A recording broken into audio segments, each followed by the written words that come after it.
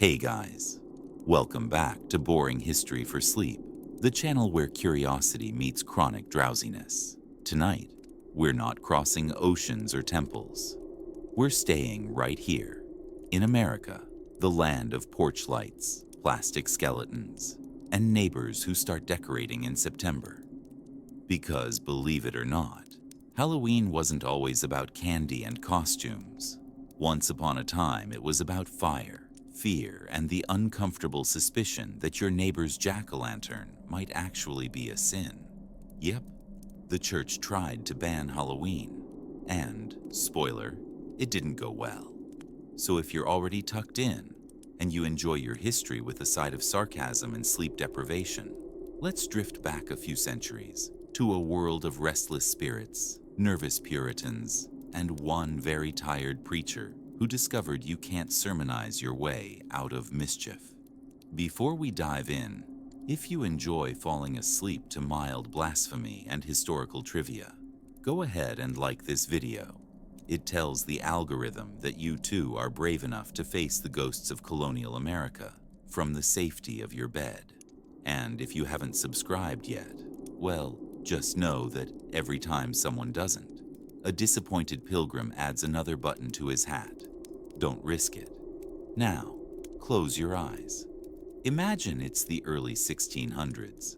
The air smells of wood smoke and wet soil. The Atlantic winds rattle through fields of corn and disbelief. The first English settlers have just landed, carrying Bibles, bread dough, and absolutely no sense of humor. These were the Puritans, people who thought church was supposed to feel like jury duty. To them, laughter was suspicious, music was dangerous, and dancing, well, that was basically witchcraft with better rhythm. They looked around at the wild, misty forests of the New World and decided immediately that everything in them was haunted. The trees were haunted, the wind was haunted. Even the pumpkins looked a little smug about it. Halloween, or All Hallows' Eve, as it was still called, wasn't something they celebrated. It was something they survived. Back in Europe, their neighbors had spent that night lighting bonfires, carving lanterns, and sharing stories with the dead. The Puritans preferred to share awkward silences with the living, but old habits die hard, especially the ones that make good cider. Among the settlers were Scots, Irish, and a few Catholics who missed the warmth of those October fires. They whispered prayers for their dead after sunset, baked small sweet cakes in secret, and told themselves it was harvest maintenance. Everyone knew it wasn't. And while the church in America tried to stamp out the old traditions, they discovered a problem. People liked the night too much to let it go. Even the most devout souls sometimes needed to laugh in the dark. So the preachers preached, the farmers nodded. And then, when the moon rose high and the fields turned silver, someone, nobody ever said who, lit a candle inside a hollow gourd, just a small one, just enough to make the darkness blink. That was all it took. The flame spread from one window to the next, from whispered stories to quiet celebrations. A secret kept for centuries began to glow again on American soil. The church called it sin. The people called it tradition. And Halloween, that stubborn, mischievous ghost of an old world, refused to stay buried. So tonight, as we drift through the centuries, you'll hear how the church tried to ban Halloween, how the people found clever ways around it, and how pumpkins, parades, and candy bars became symbols of one simple truth. You can silence a sermon, but you can't extinguish curiosity. Now take a slow breath. The lights are low, the world is quiet, and the story is just beginning. The first thing the Puritans did when they landed in America was build a church. The second thing they did was frown at anyone who looked like they might be enjoying themselves. To them, the New World was a grand stage for holiness, a place to prove to God that they could be the most serious people who had ever lived. And nothing tested that seriousness quite like a giant orange vegetable that refused to be ignored. You have to understand, pumpkins were suspicious. They were large, bright, and vaguely joyful. They grew fast, they fed everyone, and worst of all, they were round. Circles, the Puritans believed, were the devil's geometry. Too perfect, too tempting, too pagan. If God wanted fruit shaped like the moon, he would have said so in the Bible. So while other colonists were busy discovering that pumpkins made excellent pies, the Puritans were writing pamphlets titled things like Concerning the Corruption of Squash. They banned maypoles, frowned at music, and looked at gourds the way modern people look at taxes. Necessary, but clearly evil. Still, the land itself had other ideas. The soil was rich, the autumn sun was gentle, and before long, every settlement was absolutely buried in pumpkins. You could walk from one end of a village to the other without ever stepping on bare ground. Just vines, orange globes, and mild theological panic. By harvest time, even the most pious farmer had to admit that God might have meant them for something more than temptation. Pumpkins fed the cattle, the children, the travelers, and the stray cats that wandered into sermons. And because they were too heavy to throw away, people started carving them open, first for storage, then for light. A candle in a pumpkin kept the cold wind out and the dark spirits, allegedly, away. No one called it Halloween. They called it being practical. The church called it blasphemy with garnish. In those days, colonial nights were darker than sin itself. When the sun went down, the world vanished. No lamps, no streets, just miles of black forest humming, with things you couldn't name. A single candle in a window was like a heartbeat, fragile, human, and maybe just a little defiant. So when travelers spotted that soft orange glow flickering through the trees, they didn't think pagan ritual. They thought, someone's awake, someone's alive. Light was hope, and hope is hard to regulate. That was the beginning of the Puritans' problem. Of course, not everyone obeyed the rules. Servants and sailors told stories by the fire, tales of headless riders, phantom ships, and ghosts that followed you home if you forgot to pray. Children carved crude faces into pumpkins, claiming the grins scared away witches, or at least the chickens. If caught, they insisted it was just a harvest doll. The ministers weren't fooled, but what could they do? The colony was built on pumpkins. You could excommunicate half the town before you got through supper. Every October, the sermons grew louder. Preachers warned that idle tales led to devilry, that laughter opened doors for demons, that the smell of roasting pumpkin invited moral decay. And every October, the people nodded dutifully and baked another pie. Because here's the secret of early America. No matter how grim the pulpit, the kitchen always won. Still, guilt hung in the air like wood smoke. You could feel it in every creaking pew and every over-buttered crust. On one side was faith, stern, spotless, unsmiling. On the other was comfort, warm, sweet, spiced with nutmeg. Guess which one smelled better? By the late 1600s, the battle lines were drawn. The church had its sermons, the people had their recipes, and in the middle sat the pumpkin, round, silent, impossible to exorcise. When children carved their tiny lanterns at night, their parents pretended not to see. When preachers thundered about the devil's harvest, those same parents quietly sold pumpkin butter at the Sunday market. Hypocrisy? Maybe. Or maybe just survival with seasoning. There's an old diary from 1691, a Massachusetts farmer writing by candlelight while a storm howled outside. He confessed that his family had kept a lantern of the field fruit by the window to comfort the little ones against the dark. He added, almost apologetically, "I trust the Lord will forgive what the night requires." He probably slept better than his minister. And that's the heart of it. Even in a world ruled by fear, people still needed something gentle. They needed warmth, a story, a flicker of light that said the darkness might surround them, but didn't own them. The Puritans didn't call it Halloween. They called it weakness. But history has a sense of humor. Their weakness turned out to be the one thing that lasted. Because every time a candle glowed through a pumpkin shell, every time a child laughed instead of trembled, the old world cracked open a little wider. A tiny rebellion flickered to life.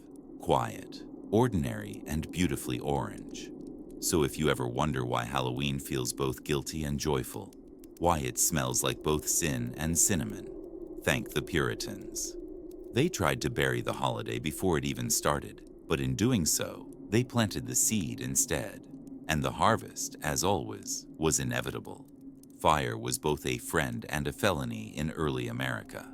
By daylight, it cooked the stew and warmed the pews. But after sunset, especially in October, it became suspicious. To the church, a bonfire wasn't just a pile of wood. It was an open invitation for every spirit in the neighborhood to drop by uninvited. And yet, every autumn, the fields filled with light, little flickers behind barns, quiet glows along the riverbank. Settlers swore it was just clearing brush or testing lanterns, but everyone knew what it really was: the forbidden fire, Halloween's secret heartbeat. The problem started with nostalgia. Irish, Scottish, and Welsh immigrants remembered the old world's Samhain, a night of fire, fellowship, and nervous laughter. They'd grown up watching hillsides blaze against the dark, each flame a prayer to keep the cold months kind. So when they found themselves in the endless forests of the New World, they did what homesick people always do. They lit something and hoped it felt familiar. The Puritan elders were horrified.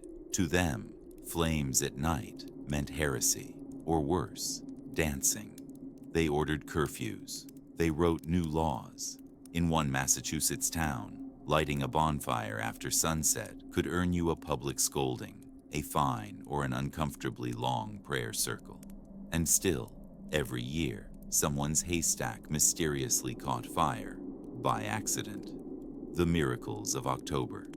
Picture it, a cold colonial night, wind whispering through the trees, the stars bright enough to hurt your eyes. Somewhere beyond the last fence post, a small fire crackles. A handful of settlers huddle close, faces flickering gold in shadow. They pass a jug of cider, whisper old blessings, and pretend not to see each other. Because if anyone asks, they weren't celebrating Halloween. They were burning leaves for moral hygiene. Someone hums a tune, half prayer, half lullaby. Someone else tosses dried herbs into the flames, watching sparks drift upward like lost souls finding their way home. Children trace circles in the dirt with sticks, their laughter soft and guilty as smoke. And for a few stolen hours, the new world remembers the old one. The church tried to fight fire with paperwork. Sermons thundered against heathen lights in the fields. Pamphlets warned that where flames gather, so too does temptation. But the colonists weren't afraid of temptation. They were afraid of the dark. Darkness in the 1600s wasn't poetic. It was practical terror. You couldn't see the path, the wolves, or your own front door. A lantern wasn't vanity. It was survival. And deep down, even the preachers knew that. There are records of ministers who, after denouncing the fires, went home and quietly lit candles in their own windows, just to keep the night at a polite distance. The Puritans claimed fire belonged only on the altar. But the settlers knew better. Fire belonged to everyone. It was the great equalizer, the only warmth that didn't care if you were saint or sinner, immigrant or preacher, sober or slightly festive. It drew people together, burned away fear, and left behind that unmistakable scent of freedom and smoke. Every October, the fires returned, and with them came a little less guilt, a little more laughter, and the realization that maybe the devil wasn't hiding in the flames after all. Maybe he was just cold. One colonial diary tells the story of a man fined 5 shillings for maintaining unlawful light after the 9th hour. He paid the fine the next day in kindling. The magistrate was not amused. The villagers were. It's easy to see why the church eventually gave up. You can outlaw bonfires, but you can't legislate against wanting to see each other's faces. The fires spread west with the settlers, glowing dots across the frontier, part signal, part comfort, part rebellion. In each new town, someone declared them sinful, and someone else declared them beautiful. It was an argument older than the matchstick. When the 18th century finally arrived, Americans began to call these secret gatherings fall vigils, a name that sounded pious enough to pass inspection. Families would meet under the pretext of prayer, then immediately start roasting apples and telling ghost stories. And because history has a wicked sense of humor, many of those stories involved haunted priests who learned important lessons about minding their own business. Slowly, fire changed from forbidden to festive. The church, exhausted, declared a truce. As long as no one claimed the flames were pagan, the ministers looked the other way. They even borrowed the symbolism for themselves: light against darkness, souls illuminated by faith. It worked surprisingly well until someone brought cider. By the late 1700s, every colony had its own October blaze. Some were small and solemn, others were rowdy enough to require new laws about fence repair. But the meaning was always the same. The fire was memory. It connected the settlers to everything they'd left behind: their homelands, their ancestors, their laughter. And in a world full of frost and fear, that little spark of connection was sacred. Even now, when you see a pumpkin glowing on a porch, you're looking at the descendant of those forbidden fires, a single, stubborn light that refused to be extinguished. It's the same rebellion in miniature, a quiet, cozy act of defiance against the cold. So if you ever feel guilty for loving Halloween, remember, you're participating in the oldest sermon in America, a sermon preached not with words, but with flame. And as every Puritan eventually learned, you can try to smother the light, but sooner or later, the night itself will ask for a match. Before America had skyscrapers, smartphones, or pumpkin spice anything, it had stories. And most of them were terrifying. When the settlers weren't tilling the soil or surviving winter, they entertained themselves with the only entertainment available: scaring each other half to death before bed. There were no theaters, no radios, just a fireplace, a flickering candle, and someone saying, "Did I ever tell you about the preacher who came back wrong?"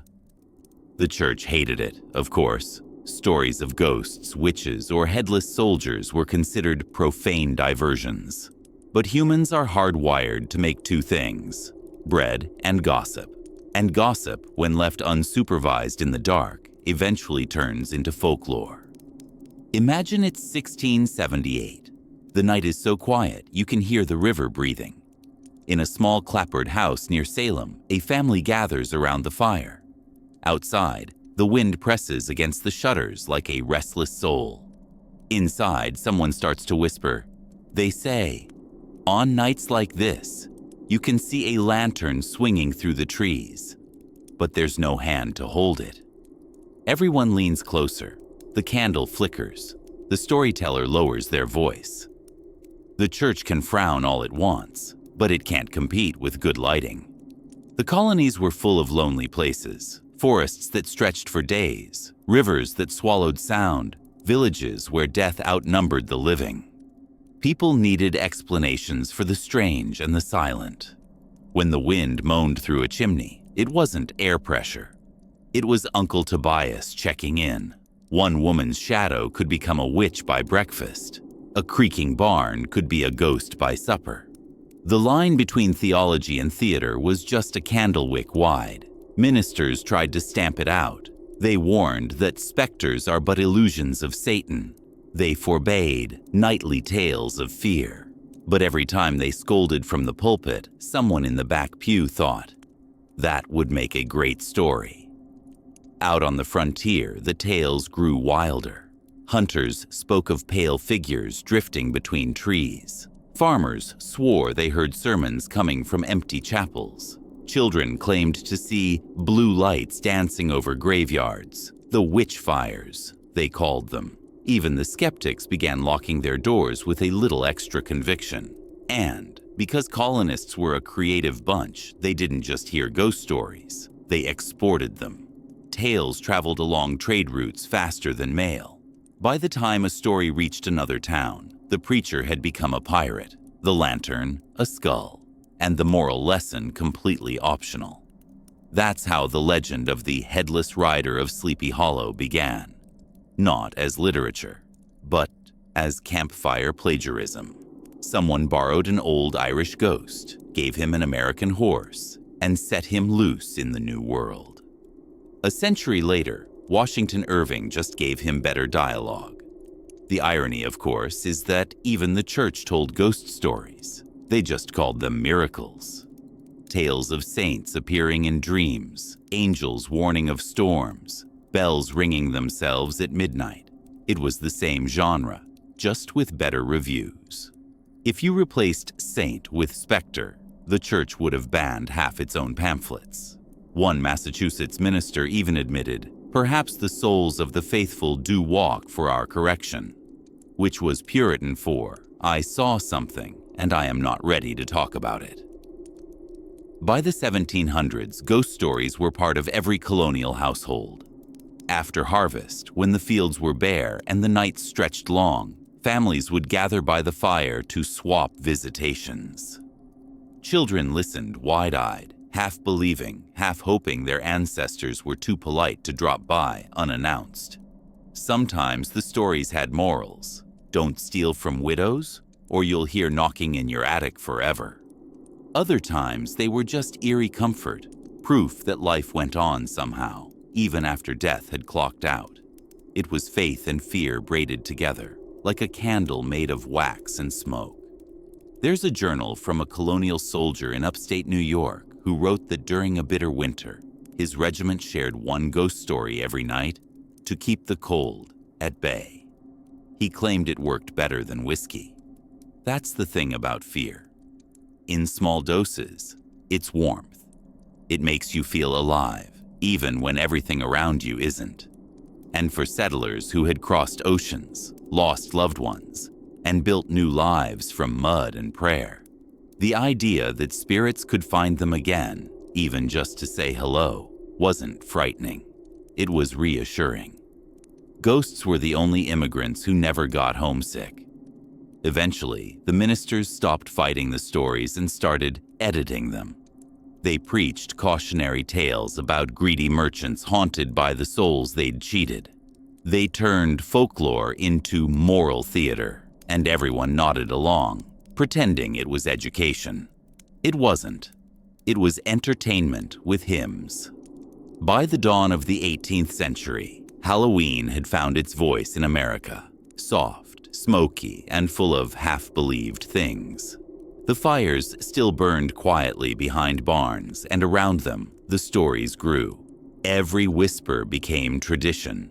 Every chill in the spine was another thread in the great tapestry of American fear. The church could ban the bonfires, but it couldn't ban storytelling. And as every Puritan eventually learned, once a story catches fire, you can't pray it out.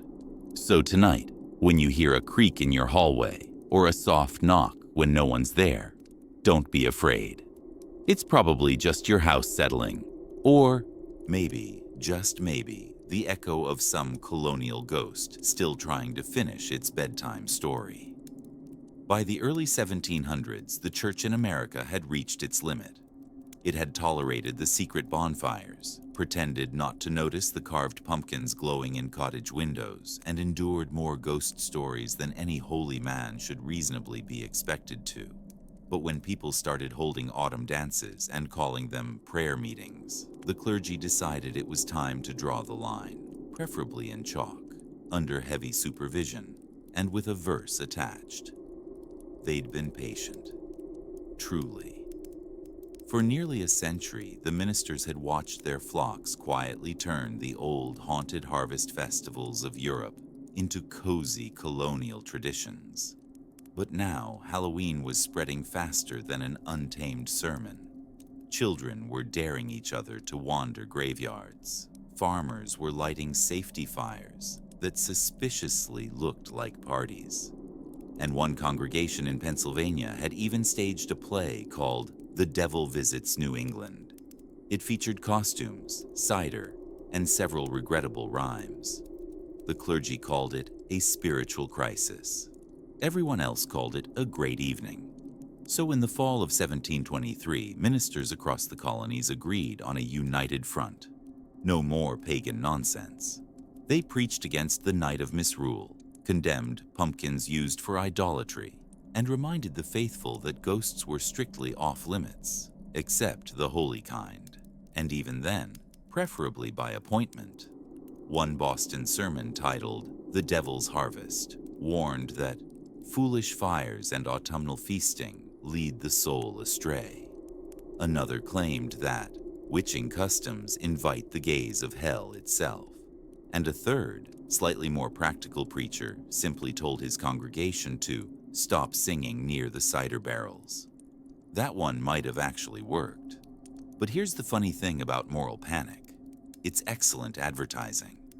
The moment you tell people they can't have fun, they suddenly want to have exactly that kind of fun. Within weeks, forbidden autumn festivities were thriving. Bonfires blazed behind barns. Pumpkins mysteriously appeared on church steps, carved with eerie smiles. One pastor in New Haven wrote furiously to a colleague, claiming his congregation had decorated the meeting hall with corn husks and something resembling a demon with vegetables for eyes. You can almost hear the exhaustion in his quill. To the people, it wasn't rebellion. It was relief. Life was hard. Cold winters, bad harvests, endless sermons. If one night a year they could laugh in the dark and pretend the dead were friendly for a change, was that really so dangerous? Even some ministers began to wonder. Not all clergy were villains in this tale. A few quietly sympathized. In small rural parishes, where isolation was thick as fog, ministers sometimes bent the rules. They'd allow lighting of commemorative candles, as long as nobody called them spirit lights. They'd permit vigil gatherings, as long as nobody brought cider strong enough to start confessions early. And so, Halloween tiptoed back into the church, disguised as piety. One diary from a minister's wife in Connecticut describes their annual All Hallows Watch, where families gathered in the chapel to pray for the departed. They recited psalms, sang hymns, and afterward roasted apples in the churchyard to keep warm, which is perhaps the most polite way to describe a bonfire party in history. Still, the upper clergy weren't amused. Letters flew between bishops, each more alarmed than the last. Colonists are engaging in autumnal superstitions. The young people carve monstrous faces in gourds. We found a lantern in the graveyard shaped like Satan himself. No one mentioned that the lantern was mostly turnip and optimism. To restore order, the church launched what we might call the Great Pumpkin Crackdown. Pamphlets were printed, meetings were held, sermons were shouted. One preacher even tried to physically kick over a pumpkin mid-sermon, only to discover it was filled with cider and bees. Witnesses say the laughter could be heard for miles. After that, enforcement became inconsistent. The truth was, by that point, Halloween wasn't really foreign anymore. It had taken root in American soil. What started as whispered rituals had become family traditions. And no amount of righteous indignation could uncarve the pumpkins. The church had underestimated something ancient and human, the need to make peace with the dark. Every candle in a window, every loaf left for wandering souls, wasn't rebellion. It was comfort. It said, "The night is long, but we're still here." and that message, even cloaked in superstition, was far closer to faith than fear. Eventually, the sermons quieted. A few ministers even gave up the fight entirely, preferring to call the night a rustic custom of seasonal merriment. That's Puritan for fine. Do what you want. I'm tired. And so, Halloween survived, not through open defiance, but through quiet persistence. Every year it crept back like ivy, growing over the walls built to contain it. Every scolding made it stronger. Every condemnation gave it character. By the time the 18th century drew to a close, America had something new and uniquely its own. A holiday the church disapproved of, but everyone celebrated anyway, which, if you think about it, is the most American thing imaginable. So, next time you light a candle in a pumpkin, remember you're carrying on a centuries-old argument between faith and fun, a little rebellion in a world too serious to laugh. And somewhere in the dark, a weary Puritan preacher is probably still shaking his head, while his grandchildren roast apples by the fire, singing softly and proving, once again, that joy, once lit, is impossible to extinguish. By the time the colonies had decided that Halloween was probably fine, it had already disguised itself as something holy. After all, if you call your bonfire a harvest vigil and your party a communal Thanksgiving for bounty, no one can complain, especially if they're holding a mug of warm cider while you say it. The truth is, most Americans didn't set out to rebel against the church. They just wanted to celebrate surviving another year without freezing, starving, or accidentally being accused of witchcraft. And if that celebration happened to include a few apples, a roaring fire, and some light superstition, well, who could object? Spoiler, the church still could, but fewer people were listening. Autumn had become the season of holy loopholes. When preachers banned pagan festivals, villagers simply renamed them. Bonfires became blessings of the fields. Feasts became charity suppers. Apple games, which suspiciously involved a lot of giggling and accidental hand-holding, were rebranded as youth fellowship activities. If a Puritan from the old days had walked through a colonial town in late October, he might have thought he'd wandered into Sodom, but with better snacks. Apples were the centerpiece of everything. To medieval Europeans, they'd once symbolized temptation. To colonial Americans, they symbolized dessert. The orchards glowed red and gold in the crisp air, and families turned the fruit into cider, pies, and games that were equal parts wholesome and dangerously flirty. The most scandalous of all was bobbing for apples. Officially, it was an innocent party game. Unofficially, it was the 18th century version of speed dating. Young men and women, sleeves rolled up, leaned over barrels of cold water and tried to catch apples with their teeth. If you succeeded, you earned luck in love. If you failed, you earned pneumonia. Either way, someone got kissed. Preachers hated it. They saw the splashing, the laughter, the cider, and immediately declared it a gateway to moral decay. One Connecticut minister called it sin's aquatic rehearsal. He wasn't wrong, but it was a very popular rehearsal.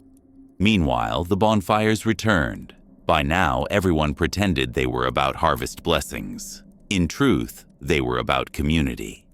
As dusk fell, families dragged logs into the fields, children ran in circles with torches, and someone inevitably brought a fiddle.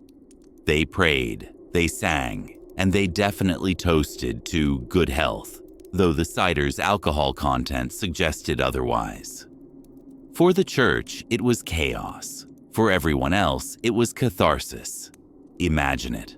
Flames licking the autumn sky, sparks spinning like stars, faces glowing red and gold in the dark. Someone tosses a handful of herbs into the fire for good luck. Someone else swears they saw a ghost in the smoke, a friendly one, of course, who only came for the warmth. It was superstition and faith, holding hands under the same blanket of night. The clergy, realizing they were losing the battle, tried compromise.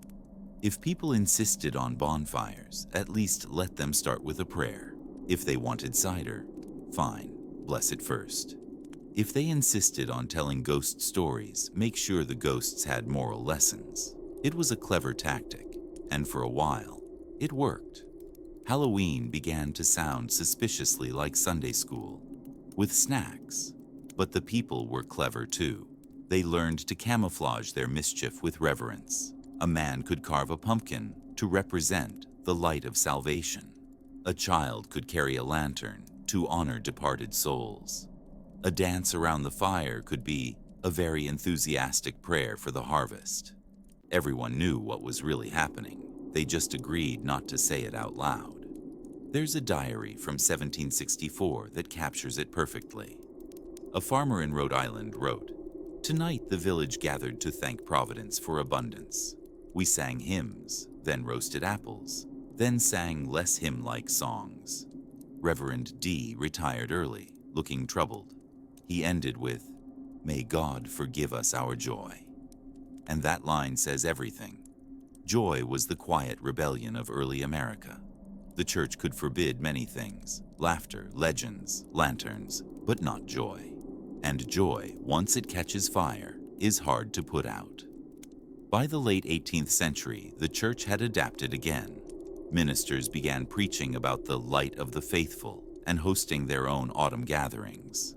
Instead of bonfires, they had candlelit vigils. Instead of cider, they served temperance punch, which tasted suspiciously like watered-down regret.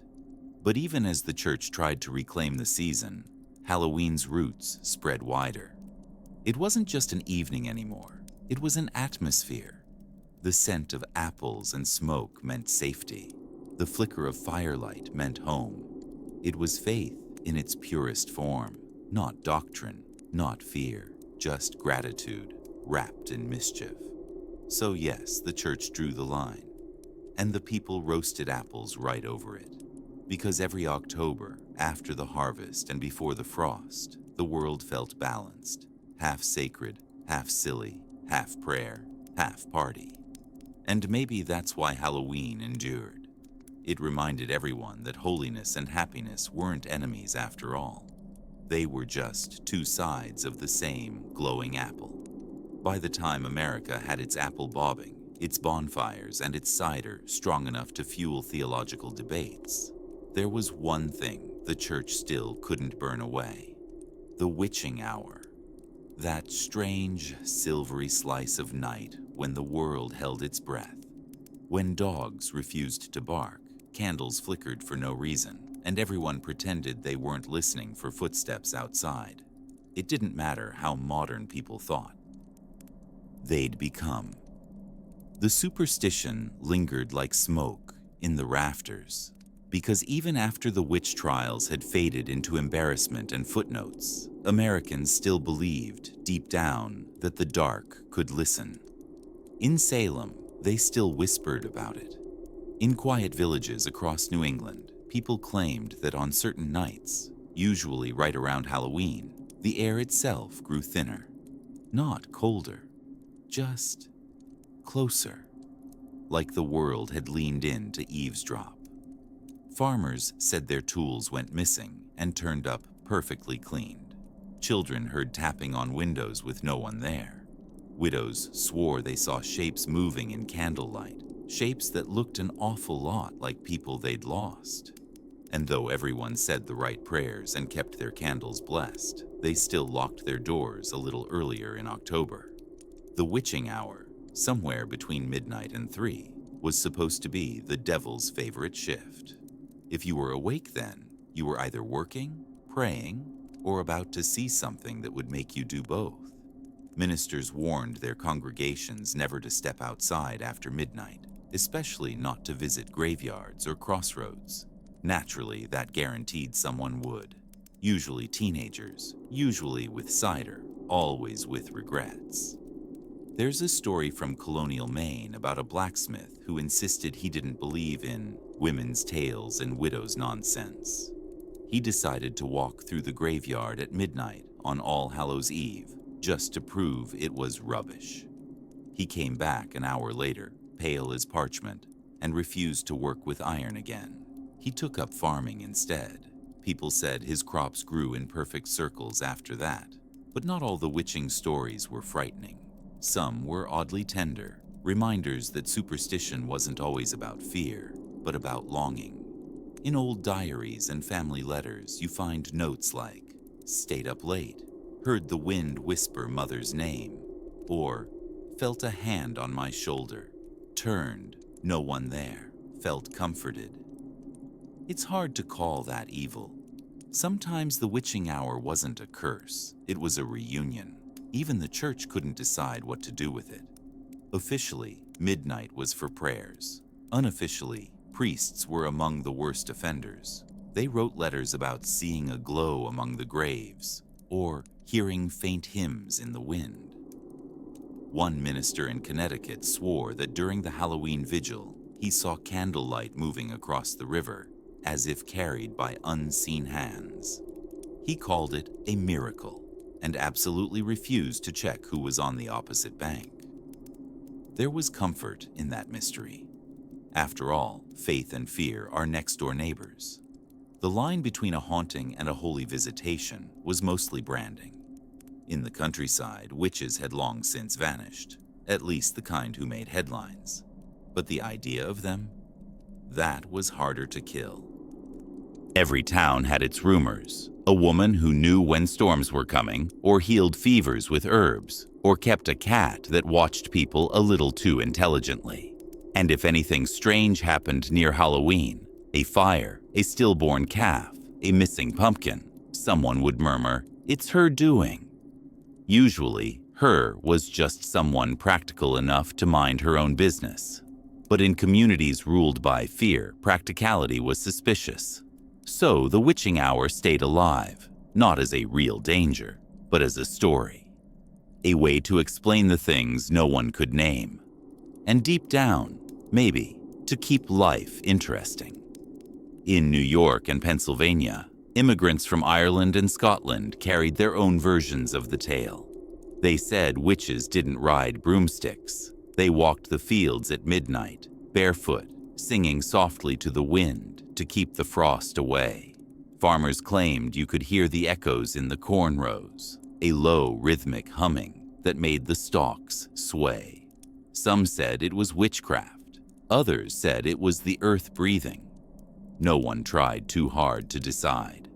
By the 1800s, witching hour had turned from warning to entertainment. Poets wrote about it. Children dared each other to stay awake. Churches held midnight prayer meetings to keep the devil busy. It didn't work. He apparently multitasked. And every autumn, when the leaves began to fall and the nights grew longer, people still felt that same electric shiver. The ancient instinct to look over your shoulder, just in case something was looking back. Maybe that's why Halloween feels the way it does even now. That strange balance between fear and fascination. We don't believe in witches the way our ancestors did, but a small secret part of us still listens when the house settles at midnight and the air grows just a little too still. Because the witching hour never really died, it just learned to tell better stories. So tonight, if you find yourself awake around 12 and the wind rattles your window like it's knocking politely, don't panic. Just whisper a hello. Thank the night for keeping things interesting, and maybe light a small candle. Not because you're scared, but because somewhere, centuries ago, someone else did the same. And that tiny flame, flickering in the dark, has been passed quietly from soul to soul ever since. By the 1800s, America had become the world's most ambitious potluck. Everyone brought something different, and no one could agree on the recipe. There were Puritans with guilt, Germans with beer, and the Irish and Scots with an absolutely unstoppable talent for mischief. And when it came to Halloween, it was the Irish and Scots who finally blew the lid off the cauldron. Because while the Puritans had been busy avoiding joy, the Irish had been perfecting it and wrapping it neatly in folklore, firelight, and sarcasm. They didn't see October 31st as a threat. They saw it as home. They arrived by the thousands, fleeing famine, chasing work, and carrying in their memories a night that was older than any sermon. Samhain, the ancient festival when the dead could visit, the living could laugh at fear, and the veil between worlds was thinner than Irish patience for bad ale. In Ireland, they'd lit bonfires on the hills, carved faces into turnips to keep spirits away, and left little gifts of bread and milk for wandering souls. In America, they found plenty of hills, plenty of turnips, and, to their delight, something even better: pumpkins.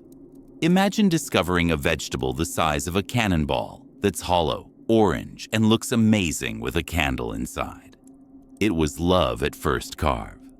The first jack-o'-lanterns on American soil were probably born out of homesickness and mild rebellion. Irish families would gather after dark, scoop out the insides of the strange new Yankee squash, and carve into it the same grinning faces they'd known from home. To them, it wasn't decoration, it was protection. A glowing guardian against wandering souls, bad luck, and, if necessary, nosy ministers. The locals, of course, were horrified. Nothing unsettles a Puritan quite like a vegetable with a sense of humor. In one Massachusetts town, a preacher's wife declared the pumpkins diabolical. Within a week, children had placed 3 of them on her porch, each with bigger teeth. By the time the first frost hit, the pumpkin had officially replaced the turnip. It was easier to carve, easier to find, and, frankly, looked fantastic on a fence post. It glowed warm and golden through the night, like a small sun that refused to set. Halloween had finally found its symbol. But the Irish didn't just bring pumpkins. They brought the party. They sang songs about ghosts with suspiciously cheerful melodies. They told stories that mixed saints and spirits, and laughed at death like it owed them rent. Their version of Halloween was earthy, noisy, and delightfully inappropriate.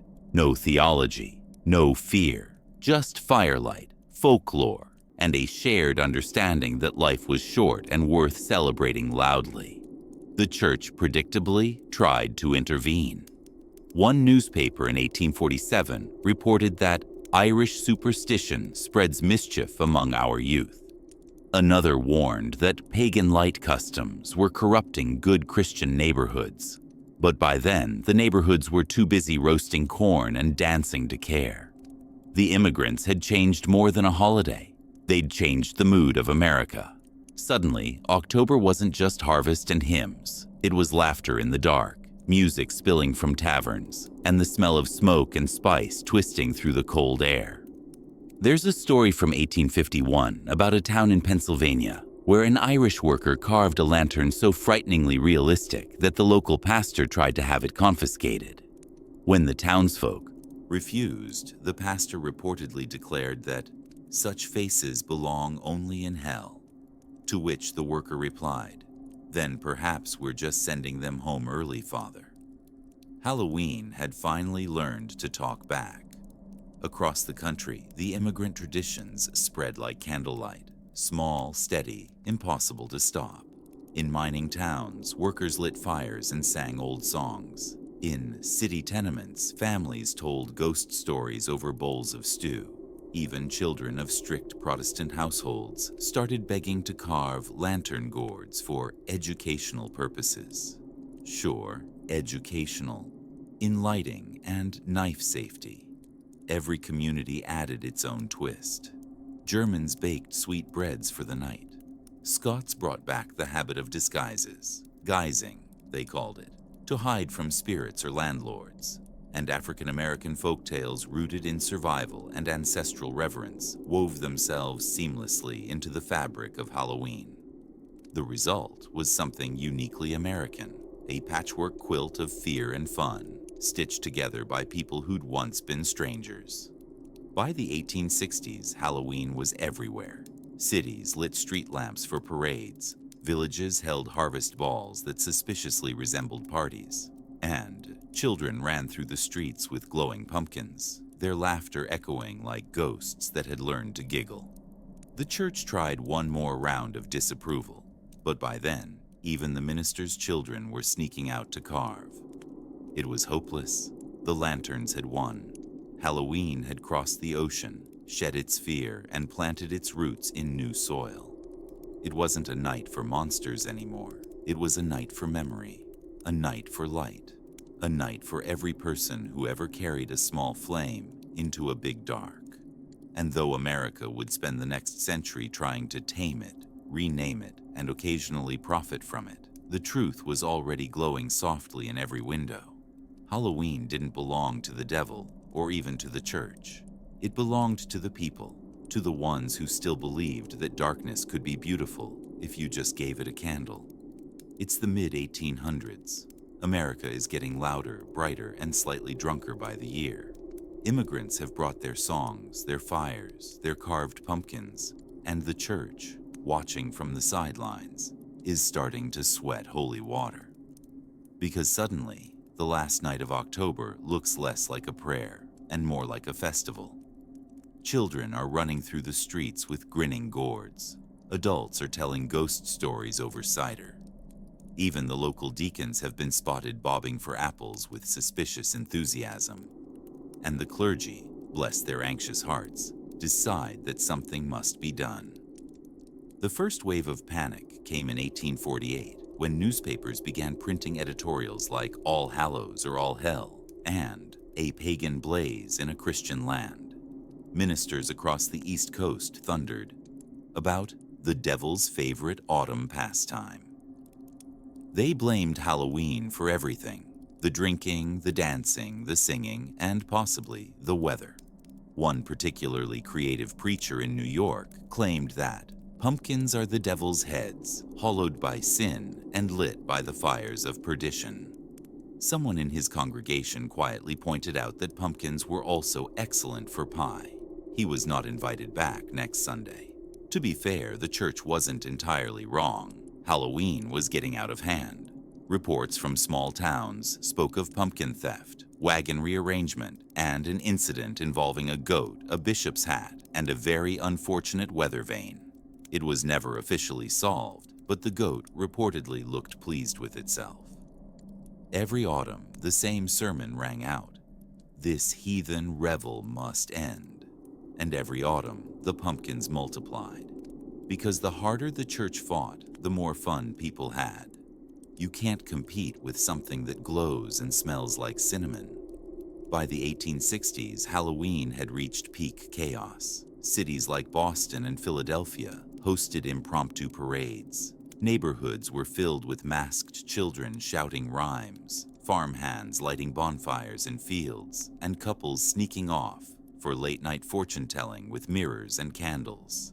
It was spooky, silly, and completely irresistible. Church leaders tried to outshine the fun with alternatives: harvest Thanksgivings, All Saints suppers, and fall fairs of faith. But everyone knew what they really were: Halloween, but with less sugar and more judgment. Attendance was limited. Letters from frustrated clergy read like 19th century complaint blogs. A Methodist minister in Ohio wrote, "I have preached thrice against the orange gourds, yet my own wife displays one." Another from Vermont, "The youth have turned to mischief, wearing sheets and singing devil songs." And perhaps the most despairing of all, from Illinois, "The women of the parish insist on making spirit cakes and call them holy confections. I am lost." That last one accidentally created a bake sale tradition that still funds church renovations to this day. But not everyone in the clergy fought the tide. A few brave souls leaned in. They saw in Halloween something older than sin, a human need to face the dark and laugh anyway. Reverend Josiah Pember of Connecticut, for example, began every Halloween sermon by lighting a candle inside a pumpkin on the pulpit. "Light belongs to God," he said, "and even pumpkins deserve salvation." His congregation adored it. Nearby churches called it heresy. Josiah called it marketing. Still, for most of the 19th century, the church was in full-blown Reformation panic. Preachers drew diagrams connecting jack-o'-lanterns to witchcraft, Samhain to Satan, and cider to eternal ruin, which was impressive considering how few of them had actually met either Satan or cider personally. They thundered from pulpits, handed out pamphlets titled "The Perils of the Pumpkin," and warned that Halloween was corrupting America's moral backbone. But by now, that backbone was covered in caramel apples, and the country politely kept celebrating anyway. Part of the panic came from fear of change. The holiday had slipped out of the church's hands and into the people's, immigrants, workers, families, children. It no longer belonged to theology. It belonged to laughter, food, and folklore. For an institution used to controlling every ritual, that was terrifying. But that's what made it thrive. Halloween was democracy in candlelight form. No hierarchy, no sermon, just people gathering to share warmth against the cold. The kind of fellowship the church preached about every Sunday, but now with costumes. Eventually, the sermons lost steam. You can only warn about pumpkins so many times before people stop taking you seriously. By the end of the century, most churches simply rebranded the holiday as All Hallows Eve, pretending they'd invented it. Classic move. They began hosting their own parties, decorating halls with paper bats, and baking pumpkin pies for mission fundraisers. Some even blessed the jack-o'-lanterns, officially as decorative lanterns for travelers, unofficially as "we give up." And that's how the great 19th century panic ended. Not with exorcisms, but with bake sales and bobbing apples in holy water. In the end, the church didn't destroy Halloween. It accidentally helped it evolve. Every sermon against it made it stronger. Every ban made it brighter. Because the heart of Halloween was never about sin. It was about survival. A simple, stubborn spark that refused to go out just because someone said it shouldn't. So if you ever feel a little guilty about lighting candles and eating too much sugar in October, just remember, you're continuing a centuries-old tradition of mildly disappointing clergy everywhere. And if, somewhere in the night, you hear a church bell ringing, don't worry. It's probably just an old preacher trying to drown out the sound of laughter. By the late 1800s, America had a problem. It wasn't the ghosts. They were fine. It was the children. They'd discovered that Halloween wasn't just for watching and whispering anymore. It was for doing. And by doing, we mean vandalizing. Every October, porches were overturned, outhouses relocated, and entire wagons appeared mysteriously on church roofs. Small towns woke up each November to find fences missing, gates tied shut, and at least one pumpkin wearing the pastor's hat. Halloween had evolved from a night of remembrance into a national evening of chaotic engineering. The adults predictably panicked, and the church, always ready with an opinion, decided to take matters into its sanctified hands. Their solution? If you can't beat them, invite them to the parish hall. Thus began one of the strangest experiments in American morality, the haunted House of Holiness. It started innocently enough. In the 1890s, small-town churches began hosting Halloween socials to keep young people out of trouble.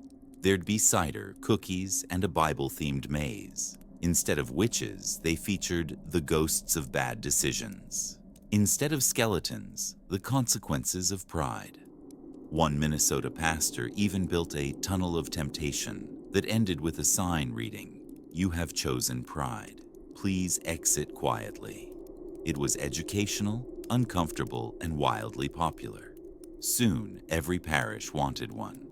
Basements became moral playgrounds, complete with cobwebs, real because budgets were low, and volunteers hiding behind curtains dressed as sin.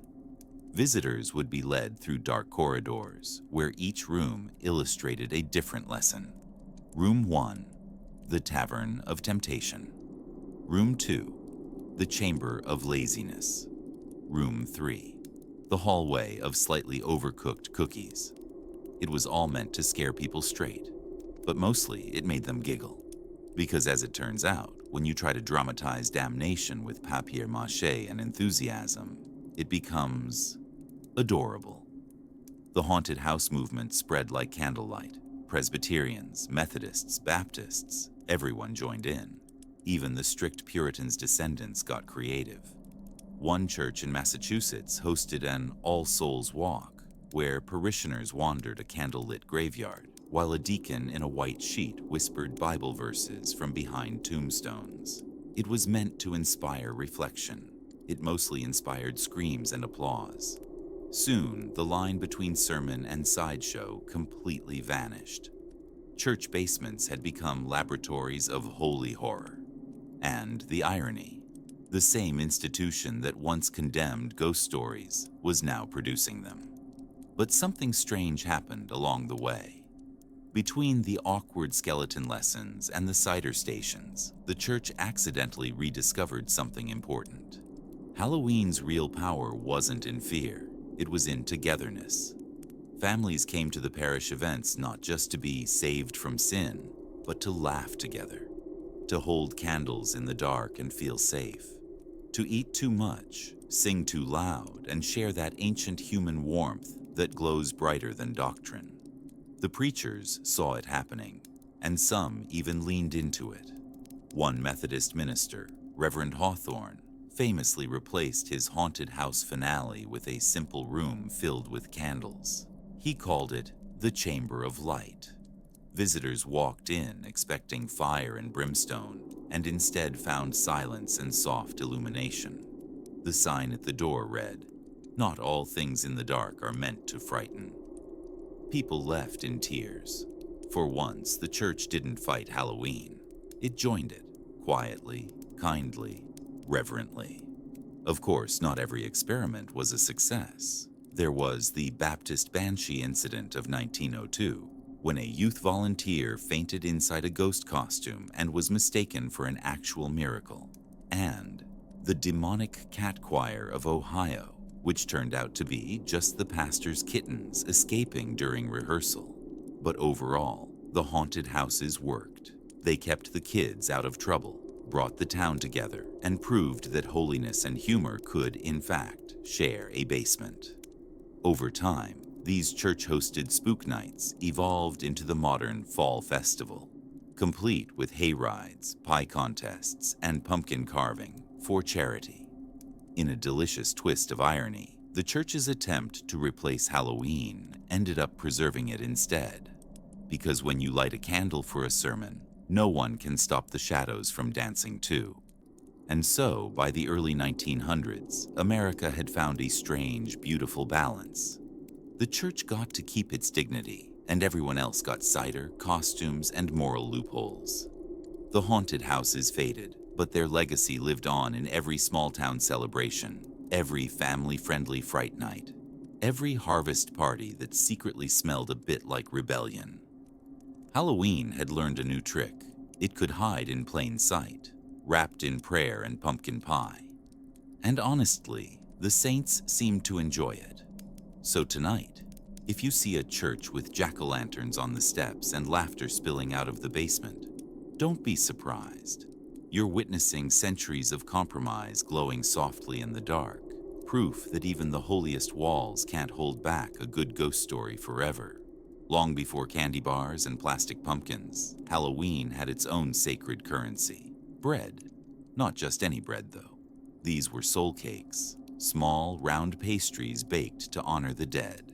They were spiced, sweet, and slightly superstitious, handed out to beggars and children who went door to door, promising to pray for the souls of whoever fed them. A kind of edible theology, salvation by pastry. It was an old European custom, centuries before America existed, and when it crossed the ocean, it hit the Protestant conscience like a sugar rush of guilt. Because for the Puritans, the idea of praying for the dead was dangerously Catholic.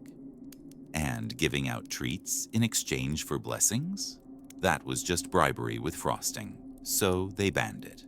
Naturally, and, naturally, it refused to die. By the 1800s, the old soul cake tradition had crept back in through the kitchen door, rebranded, reheated, and refried. Housewives across America began baking little autumn sweets for their church socials and harvest nights. Molasses cookies, apple fritters, cider donuts. They told themselves it was a wholesome alternative to sinful celebrations. But deep down, everyone knew they were just reinventing the soul cake, the kind of tradition you can taste. If you walked through a small town in late October, you could smell it. Cinnamon, sugar, cider simmering on the stove. Each window flickered with candlelight. Each table held a plate of something warm and round and comforting. The prayers for the dead might have faded, but the spirit and the appetite remained. There's a story from a Pennsylvania parish in 1893 where the pastor's wife organized a holy baking circle to discourage unruly Halloween carousing. Their mission was simple: keep the youth busy and spiritually fed. By the end of the night, they'd produced over 300 glazed donuts, a handful of theological insights, and several very sticky hymn books. The next year, they doubled the recipe. Some churches even turned the baking into ritual. They blessed the dough before frying, symbolically purifying the oil. They shaped the cakes in rings to represent eternity, then filled them with jam to remind us of life's sweetness.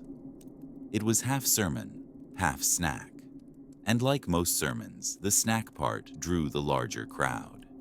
Soon, every community had its own version.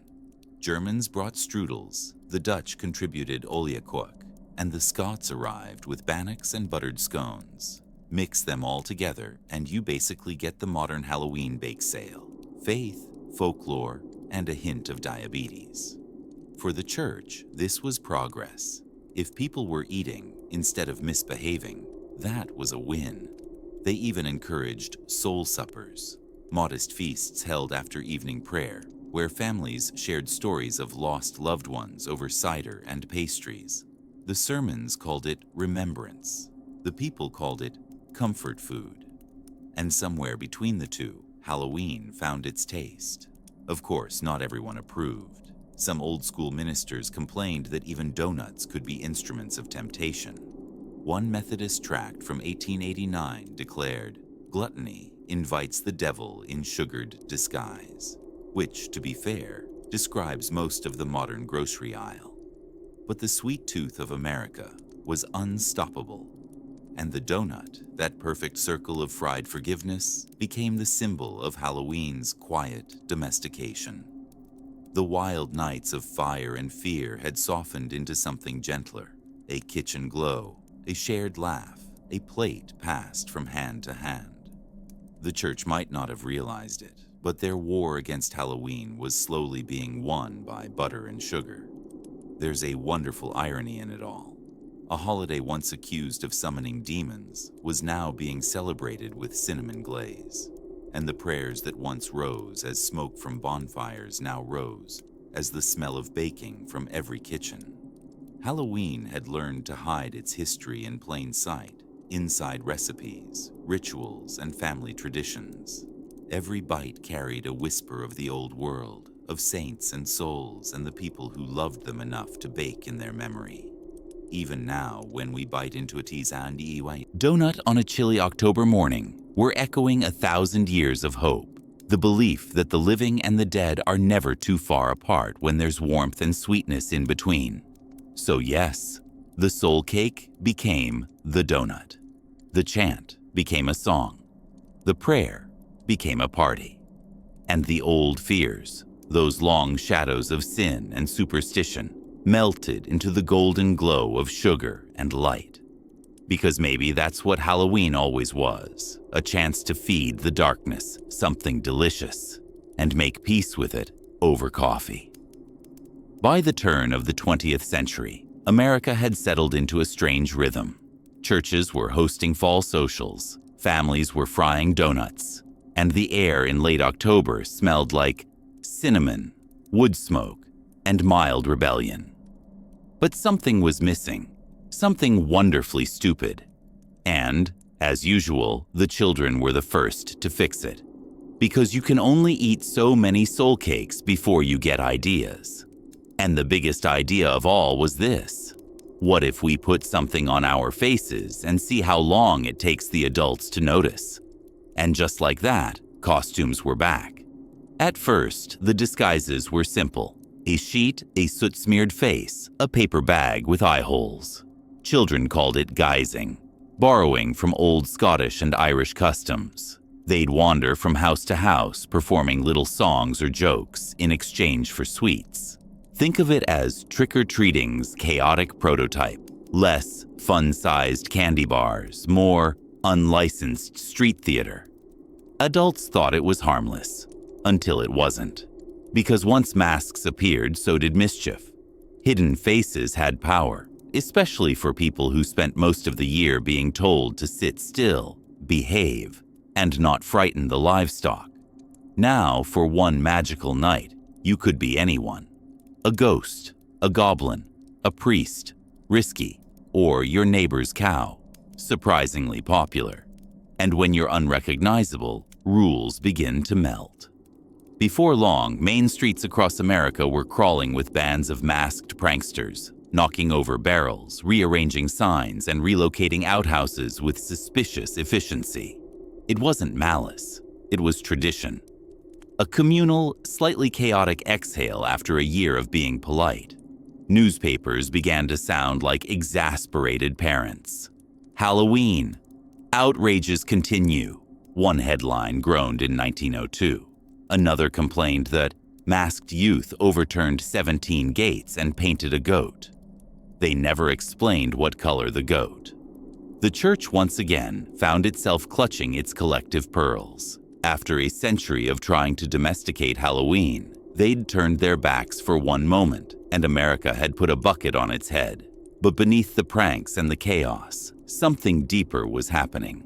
For the first time, Halloween wasn't just a harvest custom or a half-forbidden church festival. It was a public performance. People gathered on porches to watch the mischief unfold. Neighbors laughed, scolded, and shared cider as teenagers darted through the dark in homemade masks. There was fear, yes, the good kind. The kind you can laugh about. The kind that reminds you you're alive. And the masks, those strange grinning papier-mâché faces, weren't symbols of evil. They were invitations. A reminder that everyone, even the pious, sometimes needs to step outside themselves.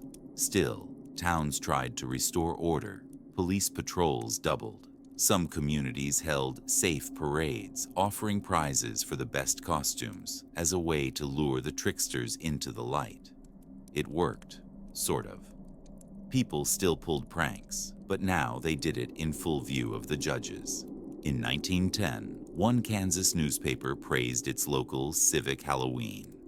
The event featured lantern-lit processions, pumpkin displays, and a costume contest where the mayor dressed as a ghost and accidentally scared his own horse. No one was injured, but the headline the next day read, "Mayor rides with the dead, community pleased." Meanwhile, store owners saw an opportunity. If people were going to dress up, they might as well buy the costumes. By the 1920s, department stores were advertising ready-made disguises, pirates, clowns, ghosts, witches. And because this was America, it only took about 5 minutes for Halloween to become a booming business. Parents complained that the holiday had lost its meaning. Children complained that the masks smelled like glue. And the church, predictably, complained about everything. But Halloween didn't care. It had slipped into something new, commercial, chaotic, and proudly communal. Main Street had become its stage. For all its rowdiness, though, there was something beautifully democratic about it. Halloween didn't belong to kings or clergy anymore. It belonged to carpenters, shopkeepers, school teachers, immigrants, and mischievous 10-year-olds. It was the one night when everyone got to play pretend, to swap faces, to laugh at their fears. And maybe that's why the church's protests felt smaller now. People had learned something sacred in all that silliness. That joy and fear were twins, and that wearing a mask could be its own kind of prayer, a brief escape from the self. By the 1930s, the masked mischief had become as American as pie and mild regret. The wild pranks softened into parades, the vandalism mellowed into parties, and the church quietly stopped asking questions it didn't want answered. Halloween had done what it always did best: adapted, evolved, survived. And as the last bonfires died down each year and the pumpkins flickered their final grins, America's streets exhaled. Behind every costume and every giggle, you could still hear the echo of the old Celtic fires and whispered prayers, the same human heartbeat that had been glowing through the dark for over 1,000 years. So if you ever walk down a quiet neighborhood on Halloween night and hear laughter drifting between the houses, remember, you're listening to history with a sense of humor. The mischief of Main Street never really stopped. It just learned to knock politely before stealing your candy. By the time the 20th century settled in with its gas lamps and grand ideas, something unexpected happened to Halloween. It grew up. It put away its tricks, mostly, washed the cider off its face, and decided to get a little emotional. The rowdy pranks of Main Street began to fade. America had survived wars, revolutions, and more than a few temperance meetings. People were tired of fear. They wanted beauty. They wanted comfort. And strangely enough, they started to find it in the very holiday that once made preachers hide behind their pulpits. Halloween became sentimental. The Victorians were partly to blame. They had a gift for making the spooky feel stylish. These were people who built furniture heavy enough to crush a ghost, and yet spent their evenings trying to talk to one. Their houses were filled with lace lamps and seances. They didn't fear death. They hosted it, politely, at the dinner table. Magazines of the 1890s printed Halloween parlor games for young ladies, fortune-telling, apple peeling, mirror gazing. One popular activity promised that if you stood in a dark room holding a candle and looked into a mirror, you'd see the face of your future spouse. It worked about as well as you'd expect. Plenty of shrieks, no engagements, and several curtains accidentally set on fire. The point wasn't accuracy. It was atmosphere. Halloween had shifted from the harvest field to the sitting room, from survival to curiosity. The church curiously relaxed. Maybe they were distracted. Maybe they finally realized that candlelit parlor games weren't gateways to hell, just to mild disappointment. Some ministers even approved of the new trend. They called it reflection on the brevity of life, which is a very holy way of saying, we also like candlelight and gossip. And so the ghosts of Halloween, once wild and wicked, became well-mannered guests. They wore lace, spoke softly, and knocked before appearing. It was also the age of spiritualism, a movement that promised you could chat with the dearly departed for the price of a seance ticket and a sense of wonder. Mediums filled parlors across America, cracking their knuckles and claiming to summon lost loved ones while furniture politely levitated in the background. Even the skeptics played along. They didn't believe in ghosts, but they liked the drama. It was cheaper than the theater, and no one threw tomatoes. In a way, it was the perfect compromise. Science and faith, holding hands in the dark, each pretending not to notice the other trembling. Halloween thrived in that mood. It became a time not just for mischief, but for memory. People decorated their homes with black lace and soft candlelight. Graveyards were tended carefully. Letters and poems spoke of the veil thinning between hearts. Even the word haunted stopped sounding scary and started sounding romantic. Ghosts went from terrifying to tragic, from monsters to metaphors. They were no longer warnings from the afterlife. They were reminders of love that refused to leave. A young woman in Boston wrote in her 1905 diary, "Mother says the dead walk on All Hallows Eve. I do hope they come quietly. I have baked for them. It's hard to imagine a more wholesome haunting than that. The same generation that had grown up fearing witches and the devil now set a table for their ghosts. A cup of tea, a candle in the window, and a plate of biscuits for anyone who remembered the way home. Halloween had become gentle, soft, almost holy in its simplicity. The church, noticing this transformation, decided maybe the holiday wasn't so bad after all. Sermons started calling it a night of remembrance. Candles in pumpkins were blessed for safety, and graveyard visits were encouraged as peaceful reflection. In less than 2 centuries, Halloween had gone from Satan's Sabbath to quiet family outing with refreshments. Humanity had found a middle ground, acknowledge the dark but light a candle anyway. Victorian America's version of Halloween was a strange but beautiful thing, half seance, half tea party, half flammable experiment in courtship. Yes, that's 3 halves. Victorians were ambitious, but it taught a valuable lesson, that you don't have to shout at the dark to survive it. Sometimes it's enough to listen, to light a candle, and to remember. Because for all their eccentricities, the Victorians understood something eternal. Halloween wasn't just about fear. It was about connection between past and present, living and dead, reason and wonder, and maybe between all the bonfires and the ghost stories. That's what the church had been missing all along.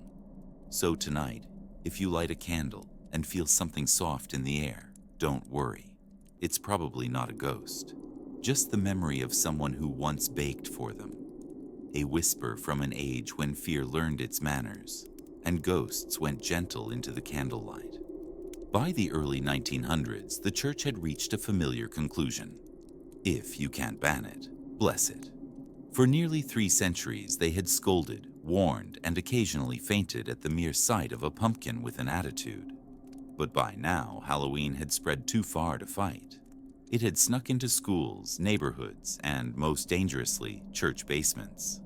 At some point, even the clergy had to admit, this was less a spiritual crisis and more a scheduling problem. The turning point came quietly, the way most revolutions do. Not with torches and pitchforks, but with committees and refreshments.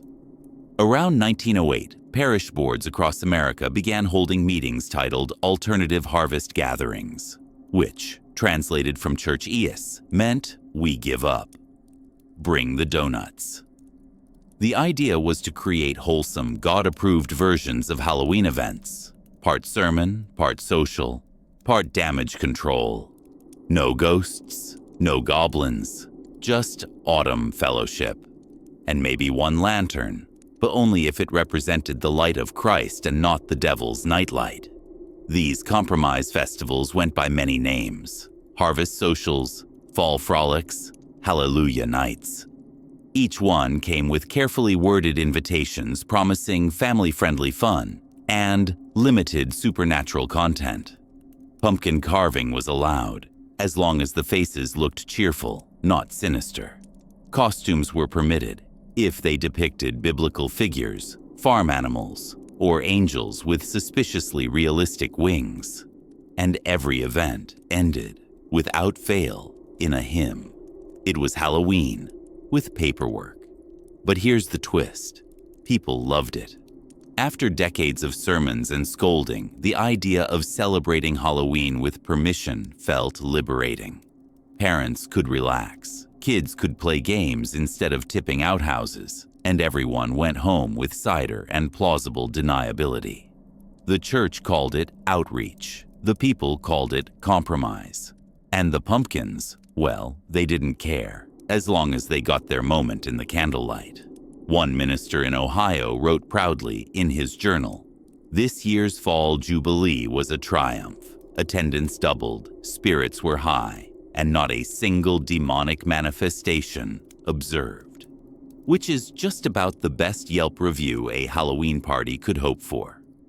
Another church in Iowa hosted a Saints and Harvest Ball, where attendees dressed as their favorite biblical heroes. There were 3 Moseses, a very lost Jonah, and one man who arrived dressed as unspecified apostle never year 7. When asked why, he said, "I wanted creative freedom." The church was officially modernizing. Still, not everyone was thrilled. The traditionalists grumbled that Halloween was being watered down. They missed the old-fashioned scares, the ghost stories, the mystery, the thrill of the forbidden. But the reformers pointed out, quite reasonably, that at least no one's throwing pumpkins through the rectory window this year. And that was hard to argue with. Besides, the new Halloween came with snacks, and snacks win more souls than sermons ever did. The blending of sacred and spooky had an unexpected side effect. It made the church fun. Children started looking forward to harvest socials. Adults discovered that a well-placed jack-o'-lantern could actually make a chapel feel cozy. And slowly, subtly, the fear drained out of the season. The same candles once condemned as devilish lights now glowed on church steps, casting warm halos over hymn books and hay bales. The same bells that once rang in warning now marked the start of costume parades. Somewhere in heaven, a few confused saints were probably wondering why their feast day now smelled like cinnamon and pumpkin pie. By the 1920s, Halloween had officially gone respectable. Even city churches got involved, hosting large community nights with apple bobbing, storytelling, and raffles for canned goods. The old fears were fading, and in their place came fellowship, laughter, and the comforting knowledge that even the church knew when to loosen its collar. What began as an attempt to suppress superstition had transformed into something far more human, a shared celebration of life, death, and everything cozy in between. The devil, it seemed, had been thoroughly outcharmed. The funniest part? Many of these church-sponsored Halloween events became the foundation of modern Halloween traditions. The community parties, the neighborhood gatherings, the family-friendly spook nights. The church had accidentally preserved the very thing it tried to erase. And maybe that's the real miracle. Because Halloween was never about rebellion or wickedness. It was about connection, about light in the dark, and laughter in the fear. By learning to share the night, the church and the people had both won. So tonight, if you pass a church with pumpkins on its steps and hear laughter drifting from inside, don't think of it as hypocrisy. Think of it as history with good snacks. Because in the end, faith didn't defeat Halloween. It just joined the party and brought the hymn book.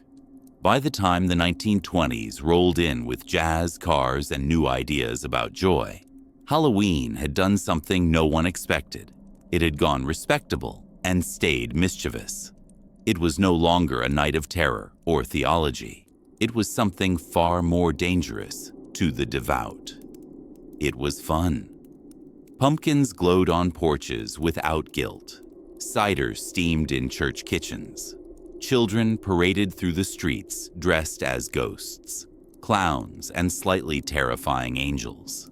And even the preachers were starting to enjoy it, quietly, cautiously, like men sneaking extra whipped cream onto their pie. You could feel the shift everywhere. What used to be sin was now seasonal decor. Those forbidden fires, rebranded as harvest bonfires. The carved lanterns, festive rural crafts. The mischievous spirits, community bonding opportunities. It was America's great spiritual rebrand, and it smelled like cinnamon. The church had stopped shouting, and the people had stopped hiding. Halloween had moved from the shadows to the sidewalk, and for the first time in history, it felt wholesome. Of course, Americans did what Americans always do with anything that lasts more than a week. They industrialized it. Factories that once made candles and hymn books were now churning out masks, decorations, and cardboard skeletons. Department? Stores sold All Hallows Eve decor next to Thanksgiving turkeys and Christmas tinsel. In one glorious stroke of marketing genius, Halloween went from superstition to season. Churches, not wanting to lose the crowd, leaned in.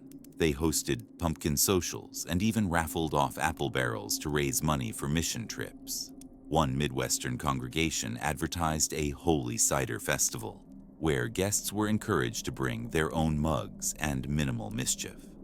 Attendance was excellent. The cider, by all accounts, was not minimal. In small towns, Halloween became the heartbeat of autumn. Front porches gleamed with candlelight. Children practiced songs and rhymes to earn their treats. And somewhere between the laughter and the crunch of fallen leaves, the fear that had once haunted the holiday softened into nostalgia. People still told ghost stories, but now they did it around fireplaces instead of behind locked doors.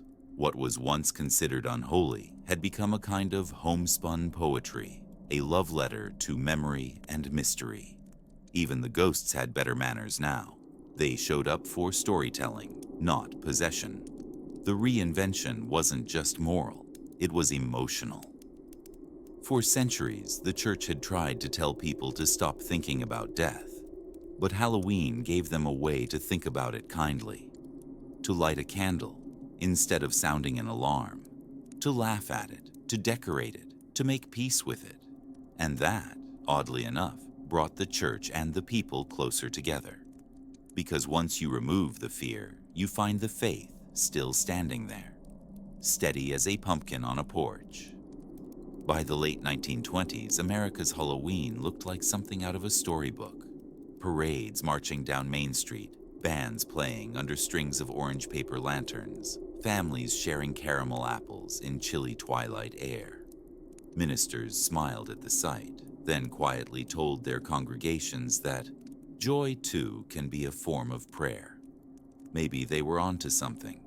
Maybe Halloween wasn't about the devil at all. Maybe it was about the relief of realizing the devil wasn't as scary as everyone said.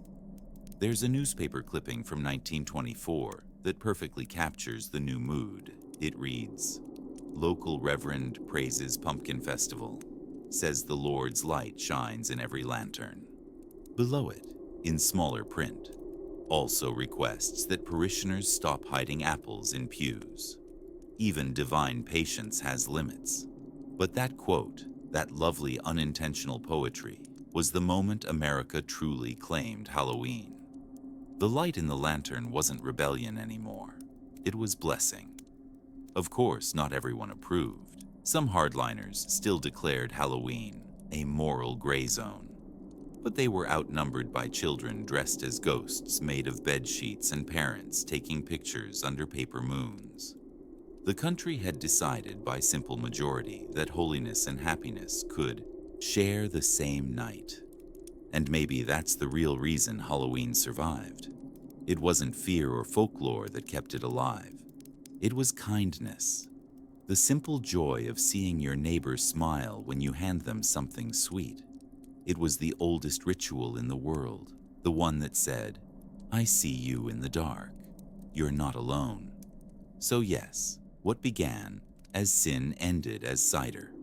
The sermons turned into laughter, the warnings became parties, and the devil, one suspects, retired out of sheer confusion. Because somehow, in the great melting pot of belief and mischief, America had turned a pagan ritual into the coziest holiday on earth. And the church, whether it liked it or not, was now holding the cup. By the time Halloween found its polite new personality, more caramel apple than cauldron, the church was ready to take one last swing at controlling it. Not with sermons this time, but with stagecraft. If they couldn't scare the devil out of people, maybe they could scare them into heaven. And thus the age of the Sunday school scare was born. It started in the 1930s when well-meaning ministers decided that Halloween's spooky charm could be repurposed for moral education. Why waste a perfectly good atmosphere of fear, they reasoned, when you could use it to teach valuable lessons about sin, pride, and the importance of not playing cards on Sunday. So church basements across America were transformed into makeshift haunted houses, or as they called them, sin simulations, which is possibly the least inviting phrase in human history. Children were led down dark hallways by candlelight, past parish volunteers dressed as the Seven Deadlies. Each room offered a vivid demonstration of what happened when you disobeyed God. The Sloth Room featured a man snoring through eternity. The Greed Room overflowed with fake money and mild disapproval. And the Lust Room was, well, usually locked, because no one wanted to be in charge of explaining it. At the end of the tour, the children emerged into the Heaven Room, where everything smelled faintly of Lysol and redemption. It was terrifying, confusing, and, for many kids, the best Halloween event in town. The church called them educational alternatives. The kids called them way better than Sunday school. One old program brochure from 1937 reads, "See the wages of sin, smell the sulfur, free cider after salvation." No wonder attendance was record-breaking. Of course, this was also the era of hell houses, a sort of moral cousin to the Sunday school scare. Evangelical churches in the South built elaborate haunted attractions that promised to show the horrors of hell in family-friendly form. Visitors would walk past costumed demons, screaming actors, and papier-mâché sinners writhing in theatrical torment. Then, at the exit, they'd be handed a pamphlet that read, "Now that you've seen hell, please join us." Sunday, to avoid it. Subtlety was not their strong suit. But despite the drama, most of these church-sponsored scares were surprisingly gentle. They were run by volunteers who meant well, armed with flashlights, glue guns, and excessive enthusiasm. There were jump scares, yes, but also apple cider, hugs, and a lot of awkward angel wings.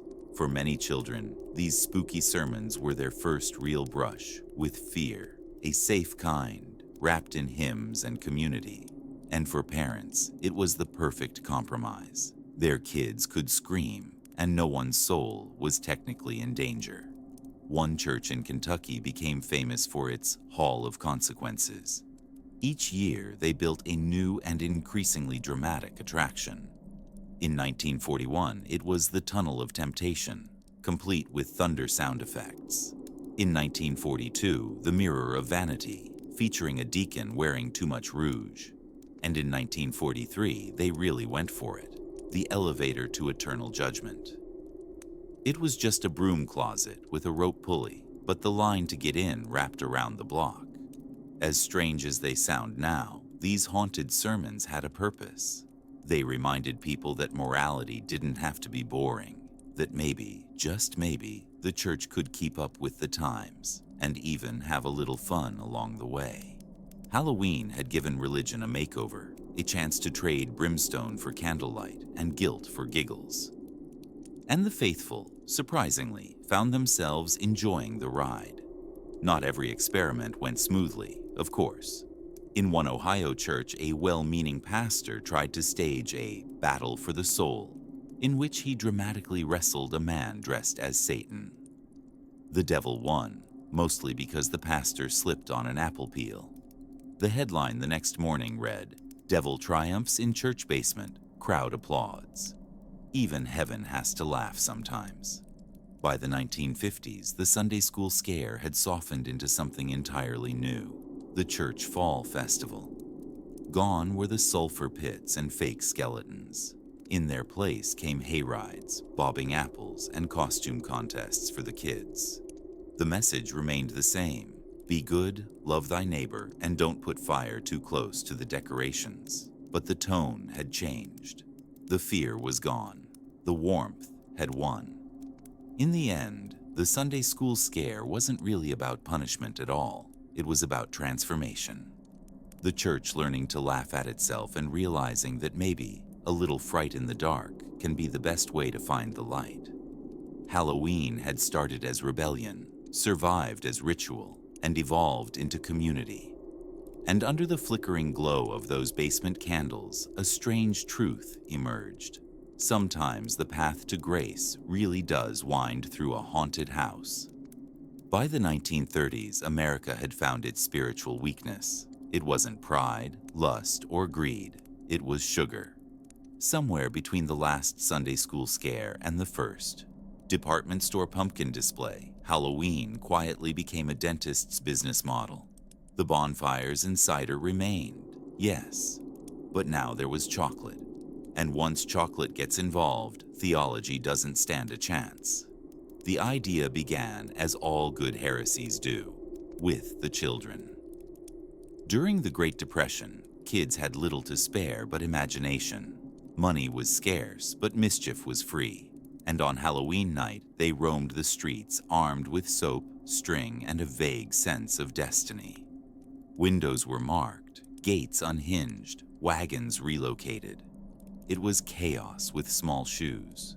Exhausted parents pleaded with local ministers, "Can't you do something about the hooligans?"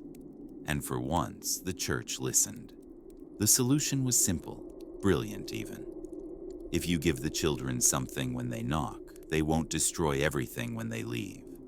Thus was born the most successful peace treaty in human history.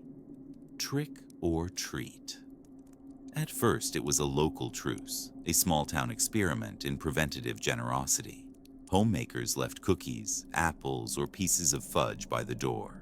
Children, having been fed, spared the property. It was theology reduced to its most efficient equation: feed thy neighbor's kid, that thy porch may live.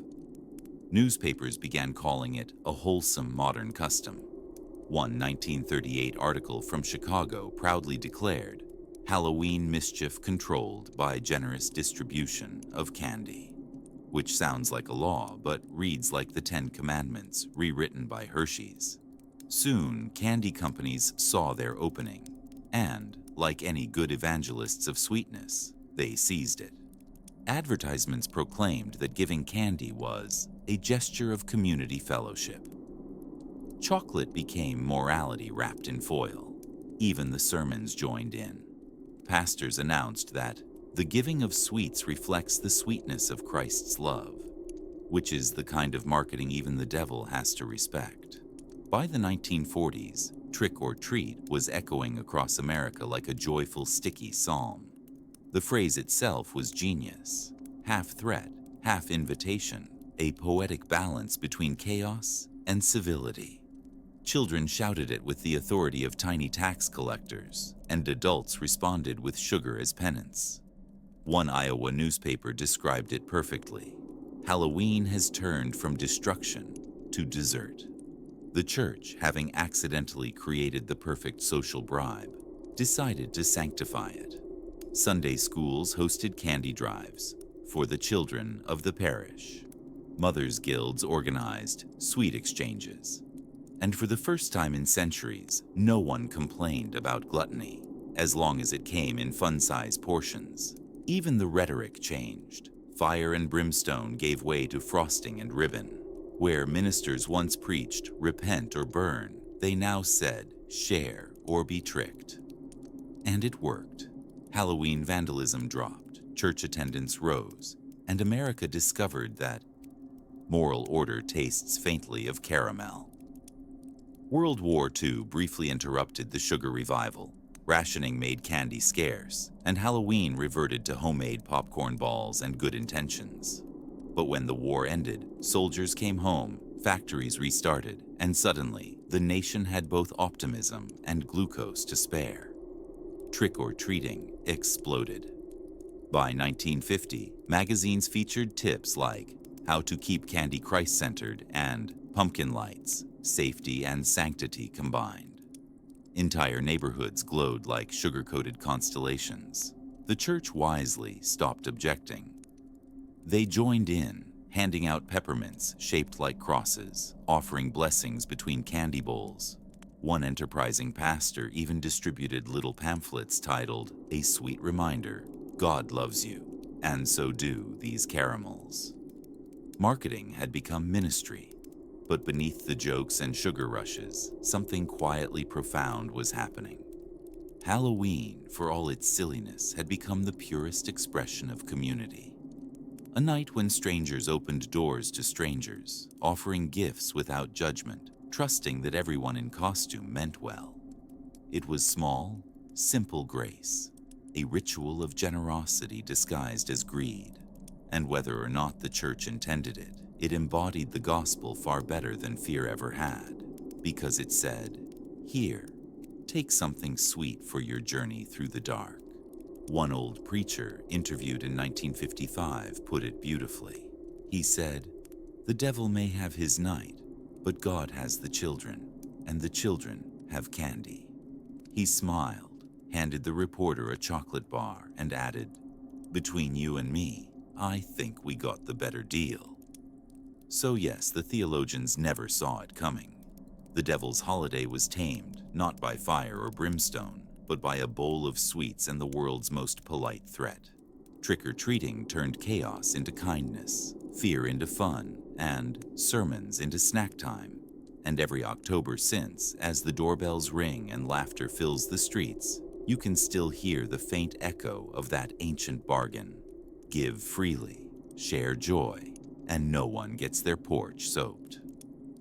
By the time the candy bowls were full and the pumpkins were glowing proudly on porches, the world changed again. This time, not with sermons or superstitions, but with sirens. The 1940s arrived, and with them came a darkness no candle could push back. The world went to war. And for a few quiet years, even Halloween had to hold its breath. Streetlights dimmed, bonfires were banned, windows were covered in heavy black cloth to hide the glow within. Light discipline, they called it. No one wanted enemy planes spotting the town because of an enthusiastic jack-o'-lantern. In those years, Halloween wasn't canceled, just quieted. The bells that once rang to mark the night now tolled for soldiers, and the laughter that used to echo down Main Street was replaced by radio broadcasts and worry. Children still whispered trick or treat, but often only from one door to the next. Candy was scarce, sugar was rationed, even wax for candles was hard to find. It was the first time in centuries that Halloween truly went dark. But here's the thing about traditions. They're stubborn, especially the ones built on fire and faith and a good excuse to wear sheets. Even in wartime, people found small ways to keep the spirit alive. In backyards behind drawn curtains, families carved pumpkins using scraps from the garden. They melted old crayons into candles, their faint glow flickering like hope itself. In one letter from 1943, a young mother wrote to her husband overseas, "The children begged to keep the pumpkin lit, though we had to cover the window. We told them the light was for you, so you can find your way home." That, more than any sermon, was the heart of Halloween. Light against the dark. Even when the world forgot how to celebrate, people still remembered how to remember. Churches adapted too. Instead of parties, they held prayer vigils. Instead of costume parades, they organized food drives for soldiers' families. And every so often, a brave pastor would sneak in a little warmth, calling it a harvest fellowship, but serving just enough cider to make everyone smile. The holiday had become humble again, a flicker of comfort, a whisper of the old joy in a world that needed it badly. When the war finally ended, the silence broke like glass. Across America, church bells rang, fireworks replaced gunfire, and the world remembered how to laugh. And when October came around again, Halloween returned, louder, brighter, sweeter than ever before. The first post-war Halloween in 1945 was a national catharsis. Cities reopened their streets to parades. Candy factories, freed from rationing, went into overdrive. Pumpkin sales hit record highs. The holiday that had been muted by fear now roared back with joy. For the first time in decades, the dark wasn't something to hide from. It was something to decorate. Still, even amid the noise, there lingered a kind of reverence. Families who'd lost loved ones placed candles on windowsills, not for ghosts this time, but for memory. It was as if Halloween itself had grown up, learning that light could mean more than laughter. In small towns, people gathered at twilight to ring church bells for the fallen. And then, as the last echo faded, children would run off into the night to collect their candy. The line between mourning and merriment blurred beautifully. The church, which had once tried to erase Halloween, now quietly blessed it.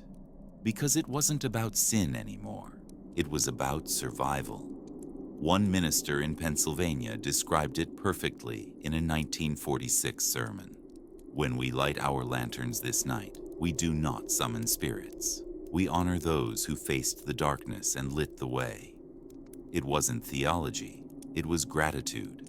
And that, perhaps, was the best sermon of all. After the war, the world was hungry for joy. Neighborhoods rebuilt, families reunited, and Halloween became the symbol of normalcy. It was safe, simple, familiar. A night of lights and laughter after years of blackout and silence. Even the church bells joined in, ringing not in warning this time, but in welcome. Every chime said the same thing. You made it through the dark. So if you ever hear a bell on Halloween night, soft and distant under the rustle of leaves, listen closely. It might not be a church bell. It might just be history ringing. A reminder of the years when the world went quiet and people still found a way to keep the candles burning. Because even when the bells fell silent, the light never did. When the war ended, the soldiers came home. But it was the women who rebuilt Halloween.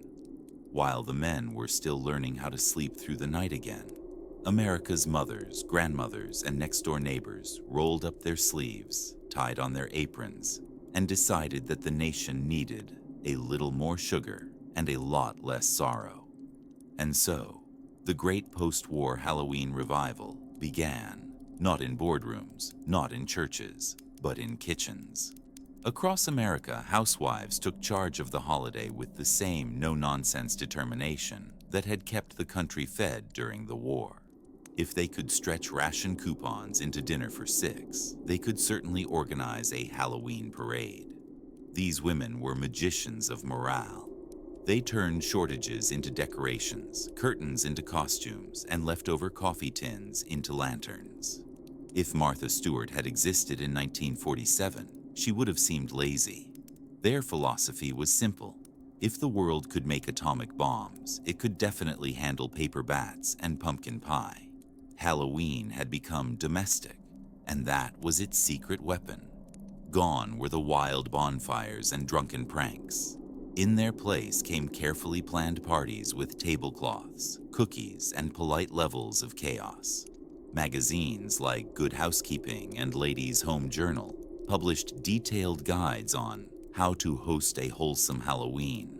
They featured recipes for ghost-shaped sandwiches, tips for turning old bed sheets into friendly phantoms, and stern warnings not to let the Jell-O sweat.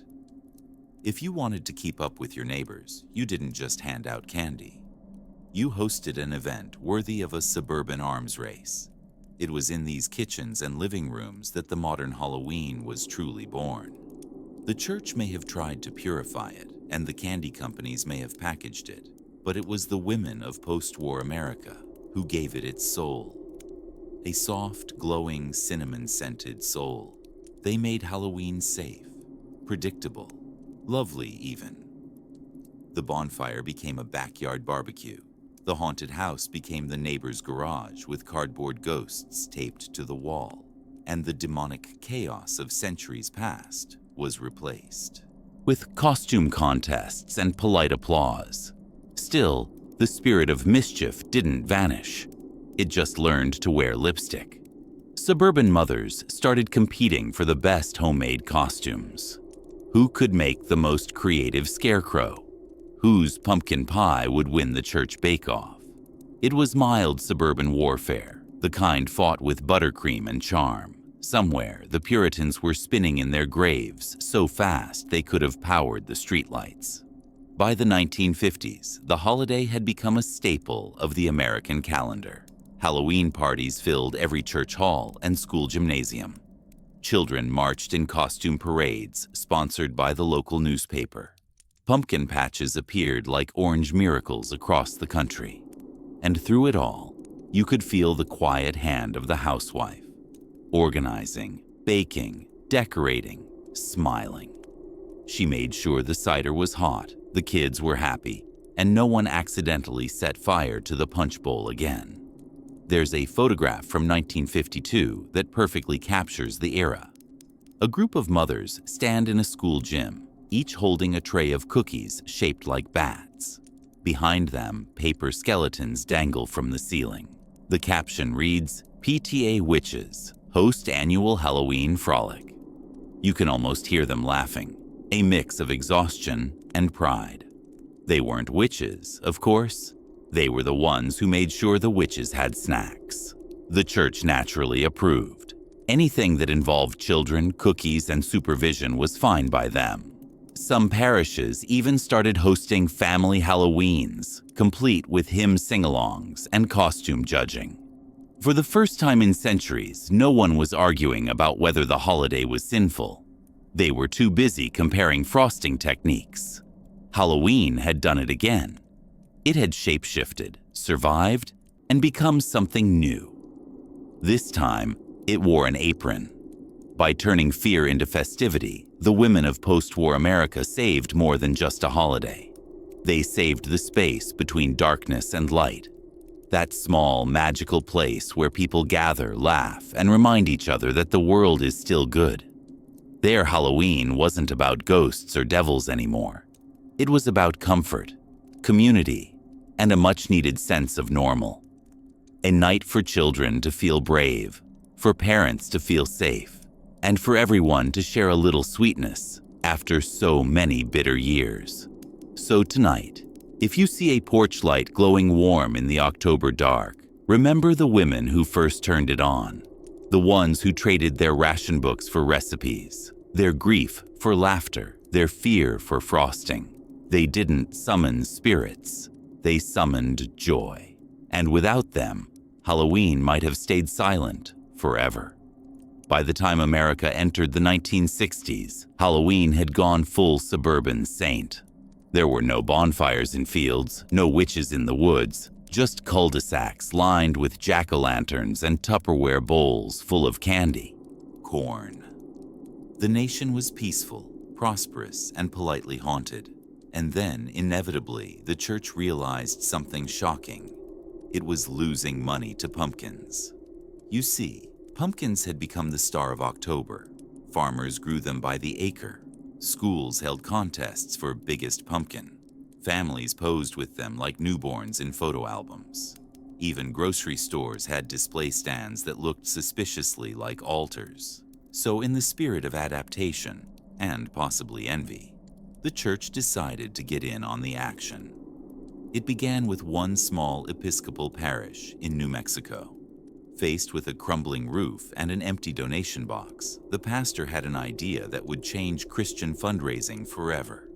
"Let's sell pumpkins," he said, "and call it ministry." It worked. By the next October, the churchyard looked like a harvest miracle. Hundreds of orange globes glowing in the sun, stacked neatly between headstones and hymn books. People came from miles around to pick one, each purchase supporting youth missions and new hymnals. The church had found its holy trinity: faith, fellowship, and good margins. Soon, pumpkin patches spread faster than guilt at confession. Methodists, Baptists, Catholics, everyone joined in. Parking lots became pop-up pumpkin cathedrals with folding tables, cider stands, and handmade signs reading, "Buy a pumpkin, save a soul." It was genius. The same fruit once condemned as pagan was now funding choir trips to Florida. You could almost hear the Puritans spinning in their graves, muffled by straw bales and cheerful signage. The pumpkin had become more than decoration. It was liturgy. Children rolled them across parking lots like sacred bowling balls. Youth groups stacked them into pyramids for selfies and called it community engagement. Every church newsletter printed the same proud headline: "A gourd blessing." One pastor in Texas even blessed the pumpkins directly. He stood among them, sprinkling holy water with a kitchen whisk, declaring, "May these fruits of the field bring light to every doorstep." It was both ridiculous and perfect, the logical endpoint of centuries of arguing with vegetables. There's a photo from 1964 that sums it all up. A priest in full vestments kneels beside a giant pumpkin, hands clasped, eyes closed in prayer. Behind him, a banner reads, "Let your light shine before men." The congregation is smiling, and you can tell they're thinking, this is much better than bake sales. And maybe it was, because for all the jokes and irony, the pumpkin patch was exactly what Halloween had always meant to be. A gathering place, a circle of light in the cooling dark. Meanwhile, outside the churchyards, Halloween had exploded into pop culture. Television specials, store-bought costumes, and candy brands sponsoring spooky radio jingles. What had started as whispers and bonfires was now prime time programming. Yet somehow the church's pumpkin patches still felt sacred. They were quiet, gentle, smelling of straw, cider, and fellowship. Parents took family photos. Teenagers flirted under the glow of string lights. And somewhere between the rows, you could almost hear the ghosts of old Puritans sighing, "Fine, this is nice." It's funny to think, for centuries, pumpkins had been the enemy, symbols of vanity, idolatry, pagan nonsense. Now they were sermon material. Pastors preached about them as metaphors. "We are like pumpkins," they'd say, "empty until filled with God's light." Entire Sunday school lessons were built around carving demonstrations. Each child got a pumpkin, scooped out the insides, removing sin, carved a smiling face, spreading joy, and placed a candle inside, the light of Jesus. Somewhere, a medieval theologian wept, but the truth is, it was lovely, because beneath the silliness, there was something deeply human about it. The desire to take something ordinary and make it glow, to turn fear into light, harvest into hope, and faith into something you could hold in your hands. And isn't that what Halloween had always been about? Taking the dark and giving it a face you could smile at. Taking the unknown and carving it into something you could understand. By the end of the century, pumpkin patches were as much a part of American religion as Sunday coffee hour. They'd raised millions for missions, funded roofs and hymnals, and taught generations of kids that sometimes holiness just looks like orange and smells like cinnamon. The church hadn't conquered Halloween. It had adopted it, raised it, and given it a place to sit in the front pew. So the next time you walk past a church lawn glowing with jack-o'-lanterns, remember, you're standing on centuries of compromise, on the exact spot where fear became fellowship. The pumpkins took the pulpit, and for once everyone said amen. By the 1970s, something miraculous had happened. After centuries of sermons warning that Halloween was a gateway to doom, the church had started using it to fill the pews. Instead of fire and brimstone, there were fog machines and folding chairs. Instead of exorcisms, there were bake sales. And the devil, one assumes, was exhausted. Because somewhere along the line, the church stopped trying to fight Halloween and started trying to explain it. The sermons of the spooky era were unlike anything before. Gone were the panicked warnings of pagan danger and devil's night. Now, preachers leaned into metaphor. They began to say things like, "Halloween reminds us that light triumphs over darkness," and "Just as the candle shines inside the pumpkin, so too does the Spirit shine within us." Which, to be fair, was beautiful, and also a little bit funny, considering their 17th century ancestors would have fainted just hearing the word pumpkin in a sermon. In those years, churches across America hosted candlelit All Hallows Eve services. People gathered to sing hymns about hope and remembrance, while children dressed as shepherds and angels paraded down the aisle carrying jack-o'-lanterns like glowing prayers. Even the most skeptical parishioners had to admit, it was lovely. One Baptist pastor in Tennessee famously preached a message called "The Gospel According to Ghosts." He explained that ghosts weren't something to fear, but symbols of the memories that follow us, proof that love outlives death. Half the congregation cried. The other half asked if there'd be cookies after. There were. Television had its own hand in the transformation. Charlie Brown met the Great Pumpkin. Linus preached patience, and an entire generation of children learned that Halloween could be funny, cozy, and existential all at once. When It's the Great Pumpkin, Charlie Brown aired in 1966, even pastors used it as sermon material. One Lutheran newsletter called it a surprisingly spiritual exploration of hope and disappointment. They didn't mention the rock. For the first time, Halloween wasn't the enemy. It was an allegory, a seasonal parable about waiting for something miraculous, and maybe being content if all you get is a rock and some candy corn. By the late 70s, even the most conservative churches had found ways to embrace the season without calling it Halloween. They held light festivals and hallelujah nights. They blessed the pumpkins, the cider, and sometimes even the costumes. But between you and me, everyone knew what was really happening. It was Halloween, with better lighting and slightly fewer skeletons. And somehow, that made it even more charming. There's a photo from 1978 that captures the moment perfectly. It shows a group of children standing on a church stage, each holding a glowing pumpkin with a big cross carved into the front. The caption reads, "Let your light shine, even if it's battery-powered." It's impossible to tell if the pastor behind them is praying or just trying not to laugh. But for all the humor, something profound was happening in those sermons.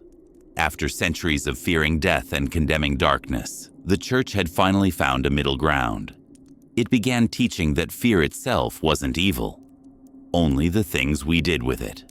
That ghosts could be memories, that darkness could be necessary, that sometimes the best way to celebrate life is to walk gently through the shadows together.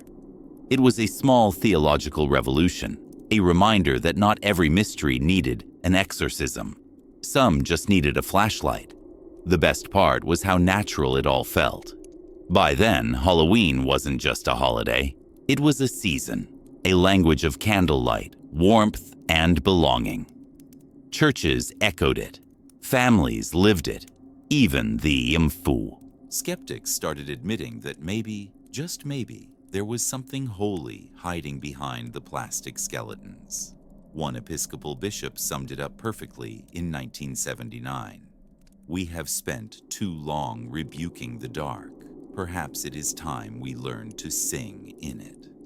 And that's what Halloween had become, a hymn sung in candlelight, a sermon whispered, not shouted, a moment when even the saints smiled, realizing that faith and fright had never been enemies after all. Just two storytellers sharing the same stage. So the next time you hear a Halloween sermon about light conquering darkness, or see a glowing pumpkin sitting proudly on a church step, remember, it took 1,000 years of panic to realize that maybe the darkness didn't need defeating. It just needed a little decoration. By the 1980s, Halloween had become the most harmless holiday imaginable.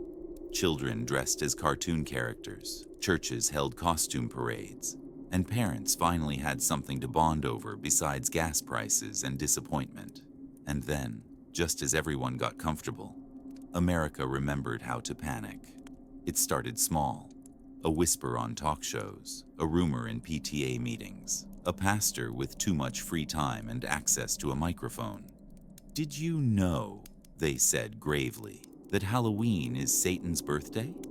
It isn't. He never RSVPs. But fear spreads faster than facts, and soon the nation was convinced that the devil himself was hiding in their children's candy corn. The 1980s were the golden age of paranoia. Everything was out to corrupt you. Rock music, Dungeons and Dragons, microwaves, and now, apparently, Snickers bars. Television preachers warned of witches, satanic cults, and ritual sacrifices in suburban basements. No one ever seemed to notice that suburban basements were mostly filled with laundry and regret. But logic wasn't invited to this party. Panic was the guest of honor. Churches began distributing pamphlets titled Halloween, the Devil's Holiday. They warned parents that costumes opened spiritual portals, that jack-o'-lanterns attracted demons, and that black cats were agents of evil. Black cats, for the record, have never worked for anyone. Trick-or-treating was declared unsafe, not because of strangers or traffic, but because, allegedly, Satan had infiltrated the confectionery industry. Some even claimed razor blades were hidden in apples, because nothing says ancient evil like a mildly inconvenient snack. The fear spread like wildfire through neighborhoods that had, until recently, been united by bake sales and block parties. Parents forbade their kids from dressing up. Churches canceled events. One pastor even held a pumpkin smashing ceremony, declaring, "We will not bow to the gourd." It was the most dramatic thing anyone had done with produce since salad bars. TV talk shows fanned the flames. Experts with impressive mustaches explained that occult symbols are everywhere, pointing to perfectly ordinary triangles and cats. Parents clutched their pearls, children clutched their candy, and somewhere, the devil probably clutched his sides laughing. It wasn't just Halloween, though. The panic seeped into everything. Rock music was accused of backmasking satanic messages. Board games were called training tools for witchcraft. And if you owned a black t-shirt in 1986, you were halfway to being an exorcism waiting to happen. America was terrified of its own imagination. But like every good Halloween tale, the panic eventually ran out of power. Reporters began investigating the supposed satanic cult crimes. They found nothing. No hidden covens, no ritual chambers, no candy-related casualties. Just a lot of frightened people and a few preachers who'd accidentally built entire careers out of being wrong. By the early 90s, the satanic panic fizzled out. The same media that had fueled the fear quietly moved on to worrying about video games and boy bands instead. And here's the irony. The panic didn't kill Halloween. It supercharged it. Because once you tell Americans they can't have fun, they throw a parade. And in 1988, they did exactly that. Cities from New York to San Francisco hosted record-breaking Halloween festivals, as if the entire nation decided collectively to show Satan who really ran the block party. Churches adapted too. They realized the panic had done them no favors.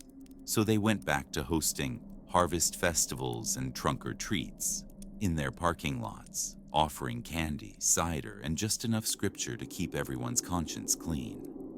It was the great unspoken truce of late 20th century faith. As long as the candy was store-bought and the costumes modest, everyone was safe from eternal damnation. There's a delicious irony in all this. For centuries, Halloween had been accused of worshiping darkness. But every time fear tried to snuff it out, the holiday simply glowed brighter. The bonfires became candles, the sermons became smiles. And by the end of the satanic panic, even the most suspicious pastors had to admit that maybe, just maybe, a pumpkin wasn't a symbol of hell, just a really enthusiastic vegetable. In the end, the panic wasn't about Halloween at all. It was about what happens when people forget that fear can be fun, that it can be shared, softened, and turned into laughter under porch lights. Halloween had once again done what it always did best, turned hysteria into hospitality. The devil didn't win, but candy sure did. So the next time someone warns you that Halloween is the devil's holiday, just smile, hand them a chocolate bar and say, maybe. But at least he has good taste. By the time the satanic panic fizzled out like a damp firework, the church was tired. It had fought the same battle for centuries, against ghosts, gourds, cider, and common sense, and Halloween had outlasted every crusade. But the real irony wasn't that the church had lost. It was that, somewhere along the way, it had become one of Halloween's biggest fans. Quietly, unintentionally, And with great sincerity, the same people who once called the holiday a devil's trick were now carving pumpkins for the youth group fundraiser. And that's where our story takes its sweetest turn, right into the candlelit glow of well-meaning contradiction. You see, by the 1990s, Halloween had gone fully mainstream. There were church pumpkin patches, hallelujah nights, and trunk-or-treats in every parking lot from Oregon to Florida. The same pastors who once denounced masks as deception were now handing out glow sticks shaped like crosses. And while a few purists still wagged their fingers from the sidelines, most congregations had made peace with the spooky season. They didn't call it Halloween, of course. They called it Fall Celebration, or Harvest Blessing, or Rejoice-O-Ween. But everyone knew what was going on. It was Halloween with better lighting and fewer capes. The contradictions were almost biblical. Ministers preached against the vanity of costumes while happily judging the Best Bible Hero contest. They warned about idolatry, but sold pumpkin pies in the fellowship hall. They condemned ritual darkness and then dimmed the lights for a slideshow about church missions. Somewhere, the saints were laughing. The funniest part? The church and Halloween had more in common than either wanted to admit. Both loved ritual. Both thrived on candles, processions, and singing in the dark. Both dealt with death, one through theology, the other through papier-mâché skeletons. The church spoke of salvation. Halloween whispered about remembrance. They were two sides of the same flickering candle, both trying, in their own way, to make peace with the shadows. There's a story from a small-town pastor in Iowa, told in an interview from 1998.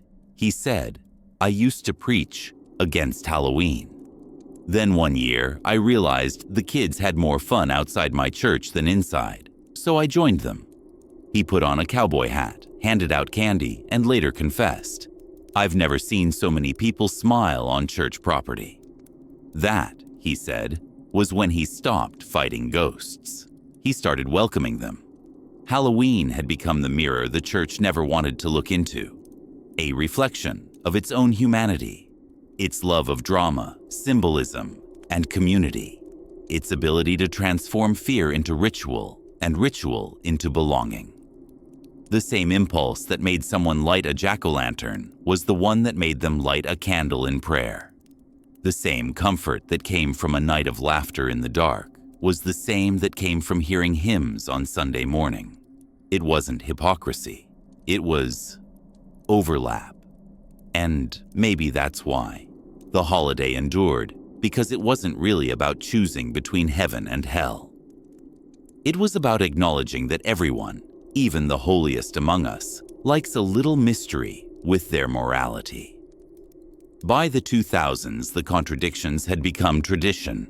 Churches proudly advertised family-friendly spook nights. Pastors dressed as Moses, pirates, and once controversially, Batman. Congregations held pumpkin blessings and costume drives for underprivileged kids. Even the sermons got in on it.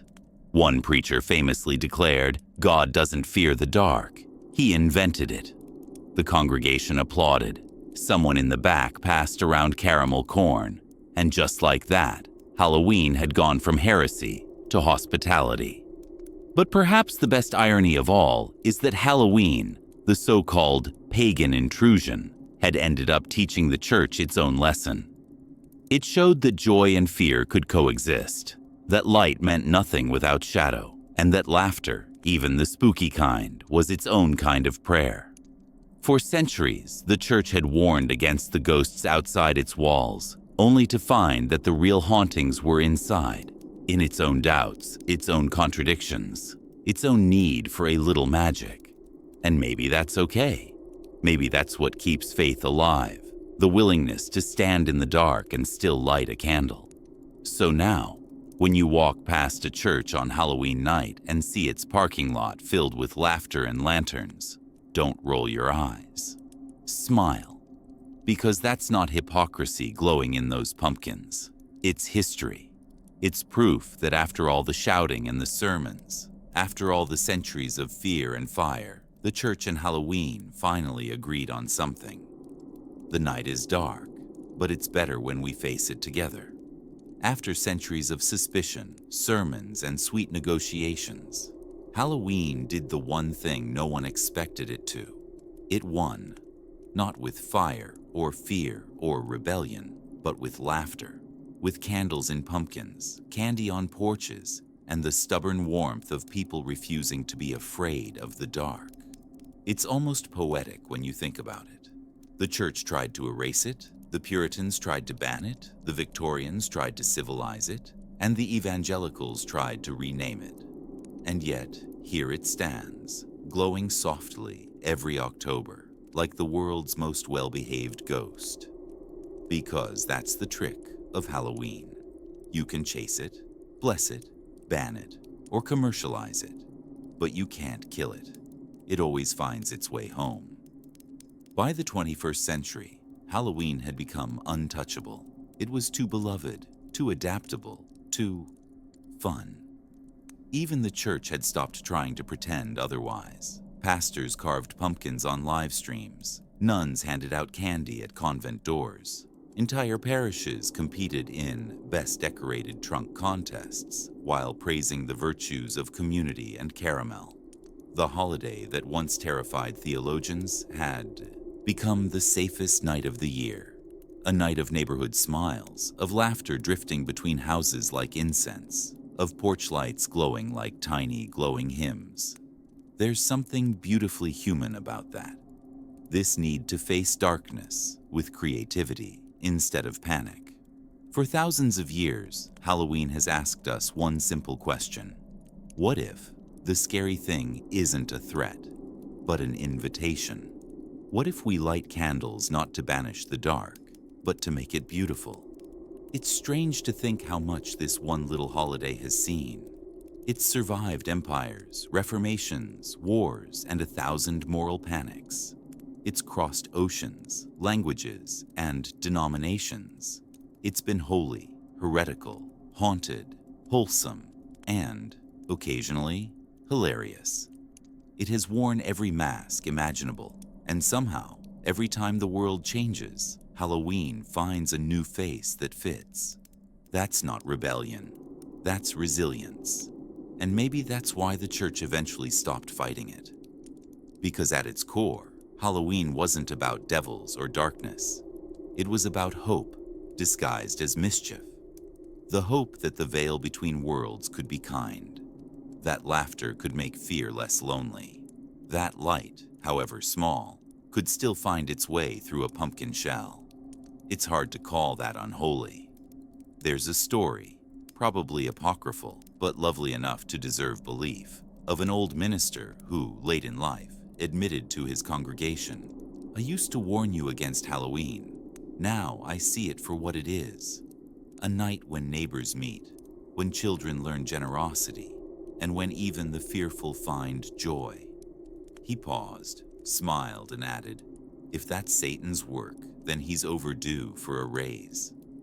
The congregation laughed, and someone handed him a candy bar. And just like that, centuries of tension dissolved into sweetness. In the end, Halloween didn't destroy faith.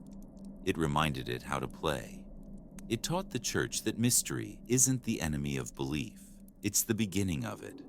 Because wonder and worship are siblings, born of the same desire to find meaning in the dark. Halloween simply gave that darkness a costume and asked it to dance. Now, every year, millions of people around the world celebrate a night that belongs to everyone. Believers and skeptics, saints and sinners, children and the childlike. They light candles for their loved ones, share candy with strangers, and tell stories that blur the line between myth and memory. And whether they realize it or not, they're all part of the same ancient tradition. The quiet, unspoken promise that light will always come back. That laughter will always echo, even in the graveyard. That no matter how hard the world tries to divide sacred from silly, human beings will always find a way to make both belong. So yes, Halloween won. not over the church, but with it. Because somewhere along the line, everyone realized they were celebrating the same thing all along: the comfort of the candle, the beauty of the dark, and the simple, eternal joy of being together in the night. And maybe, just maybe, that's the holiest thing of all. So here we are, centuries later, still lighting candles against the dark, still carving faces into pumpkins, still handing sweets to strangers, still pretending not to be scared when the wind knocks twice. Halloween, the holiday the church once feared, the Puritans banned, and the television commercials perfected, has survived every sermon, every scandal, every sugar shortage. It is, by all accounts, indestructible. And maybe that's why it feels so comforting. Because Halloween has never really been about ghosts or monsters. It's about endurance, about humanity's refusal to surrender its wonder. Even when the world tells it to behave. We still light fires, though now they're candles in pumpkins. We still share food with the living and the dead, though now it's wrapped in foil and shaped like chocolate bars. We still tell stories in the dark because the dark, deep down, still listens. The church tried to bury it beneath piety. The Puritans tried to starve it with guilt. Modern life tried to drown it in commercialism. But every time, Halloween just smiled, waited for nightfall, and rose again like a polite ghost with a sweet tooth. You can't kill something that was never about fear to begin with. You can only rename it, redecorate it, and accidentally help it grow.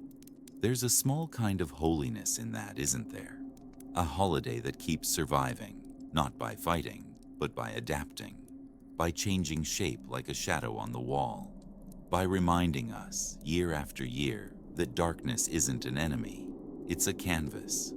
Because when you think about it, Halloween and faith aren't opposites at all. They're both about believing in what you can't see, both about facing the unknown and saying, okay, let's make it pretty. Every October, the world slows down for just one night. The air turns cool, the leaves whisper, and even the busiest streets seem to hum with something ancient. We decorate our fear, light it from within, and call it beautiful. Children laugh in costumes. Adults pretend not to eat half the candy bowl. Somewhere, an old church bell rings over a neighborhood glowing orange. And for one brief, perfect moment, everyone, believer, skeptic, saint, and sinner, is doing the same thing, sharing light. That's the magic of it. Not spells, not spirits, but community. The fragile, glowing thread that ties us all together in the dark. Halloween has worn 1,000 masks, pagan, Christian, commercial, cultural. But underneath them all, it's always been about connection. Between people, between worlds, between the ones who came before and the ones still here. It's the night that remembers we are temporary, but our stories are not. They flicker on like candles, long after we're gone. So maybe the real trick of Halloween isn't about ghosts returning to the living, but the living remembering to act like ghosts, to drift softly through the world, to glow a little, to leave warmth behind. And yes, somewhere out there, the church is probably still hosting its annual harvest festival, complete with hay bales, cider, and the phrase family friendly. That's fine, because Halloween doesn't need to win anymore. It's already home, in every porch light, every candy wrapper, every laugh echoing through the night. It's the proof that fear can be gentle, and that darkness, when shared, isn't really darkness at all. So as you drift to sleep tonight, with the glow of the moon outside your window and the faint scent of smoke in the air, remember, you're part of a story that began long before you, a story written in firelight and carried by laughter. The church tried to ban it, but the people kept it warm. The centuries tried to forget it, but it refused to stay buried. Because some nights don't belong to doctrine or duty. They belong to us, to the storytellers, the candlelighters, and the dreamers who believe that even in the darkest hour, a little light can still be found. And if that's not holy, I don't know what is. So sleep well, traveler.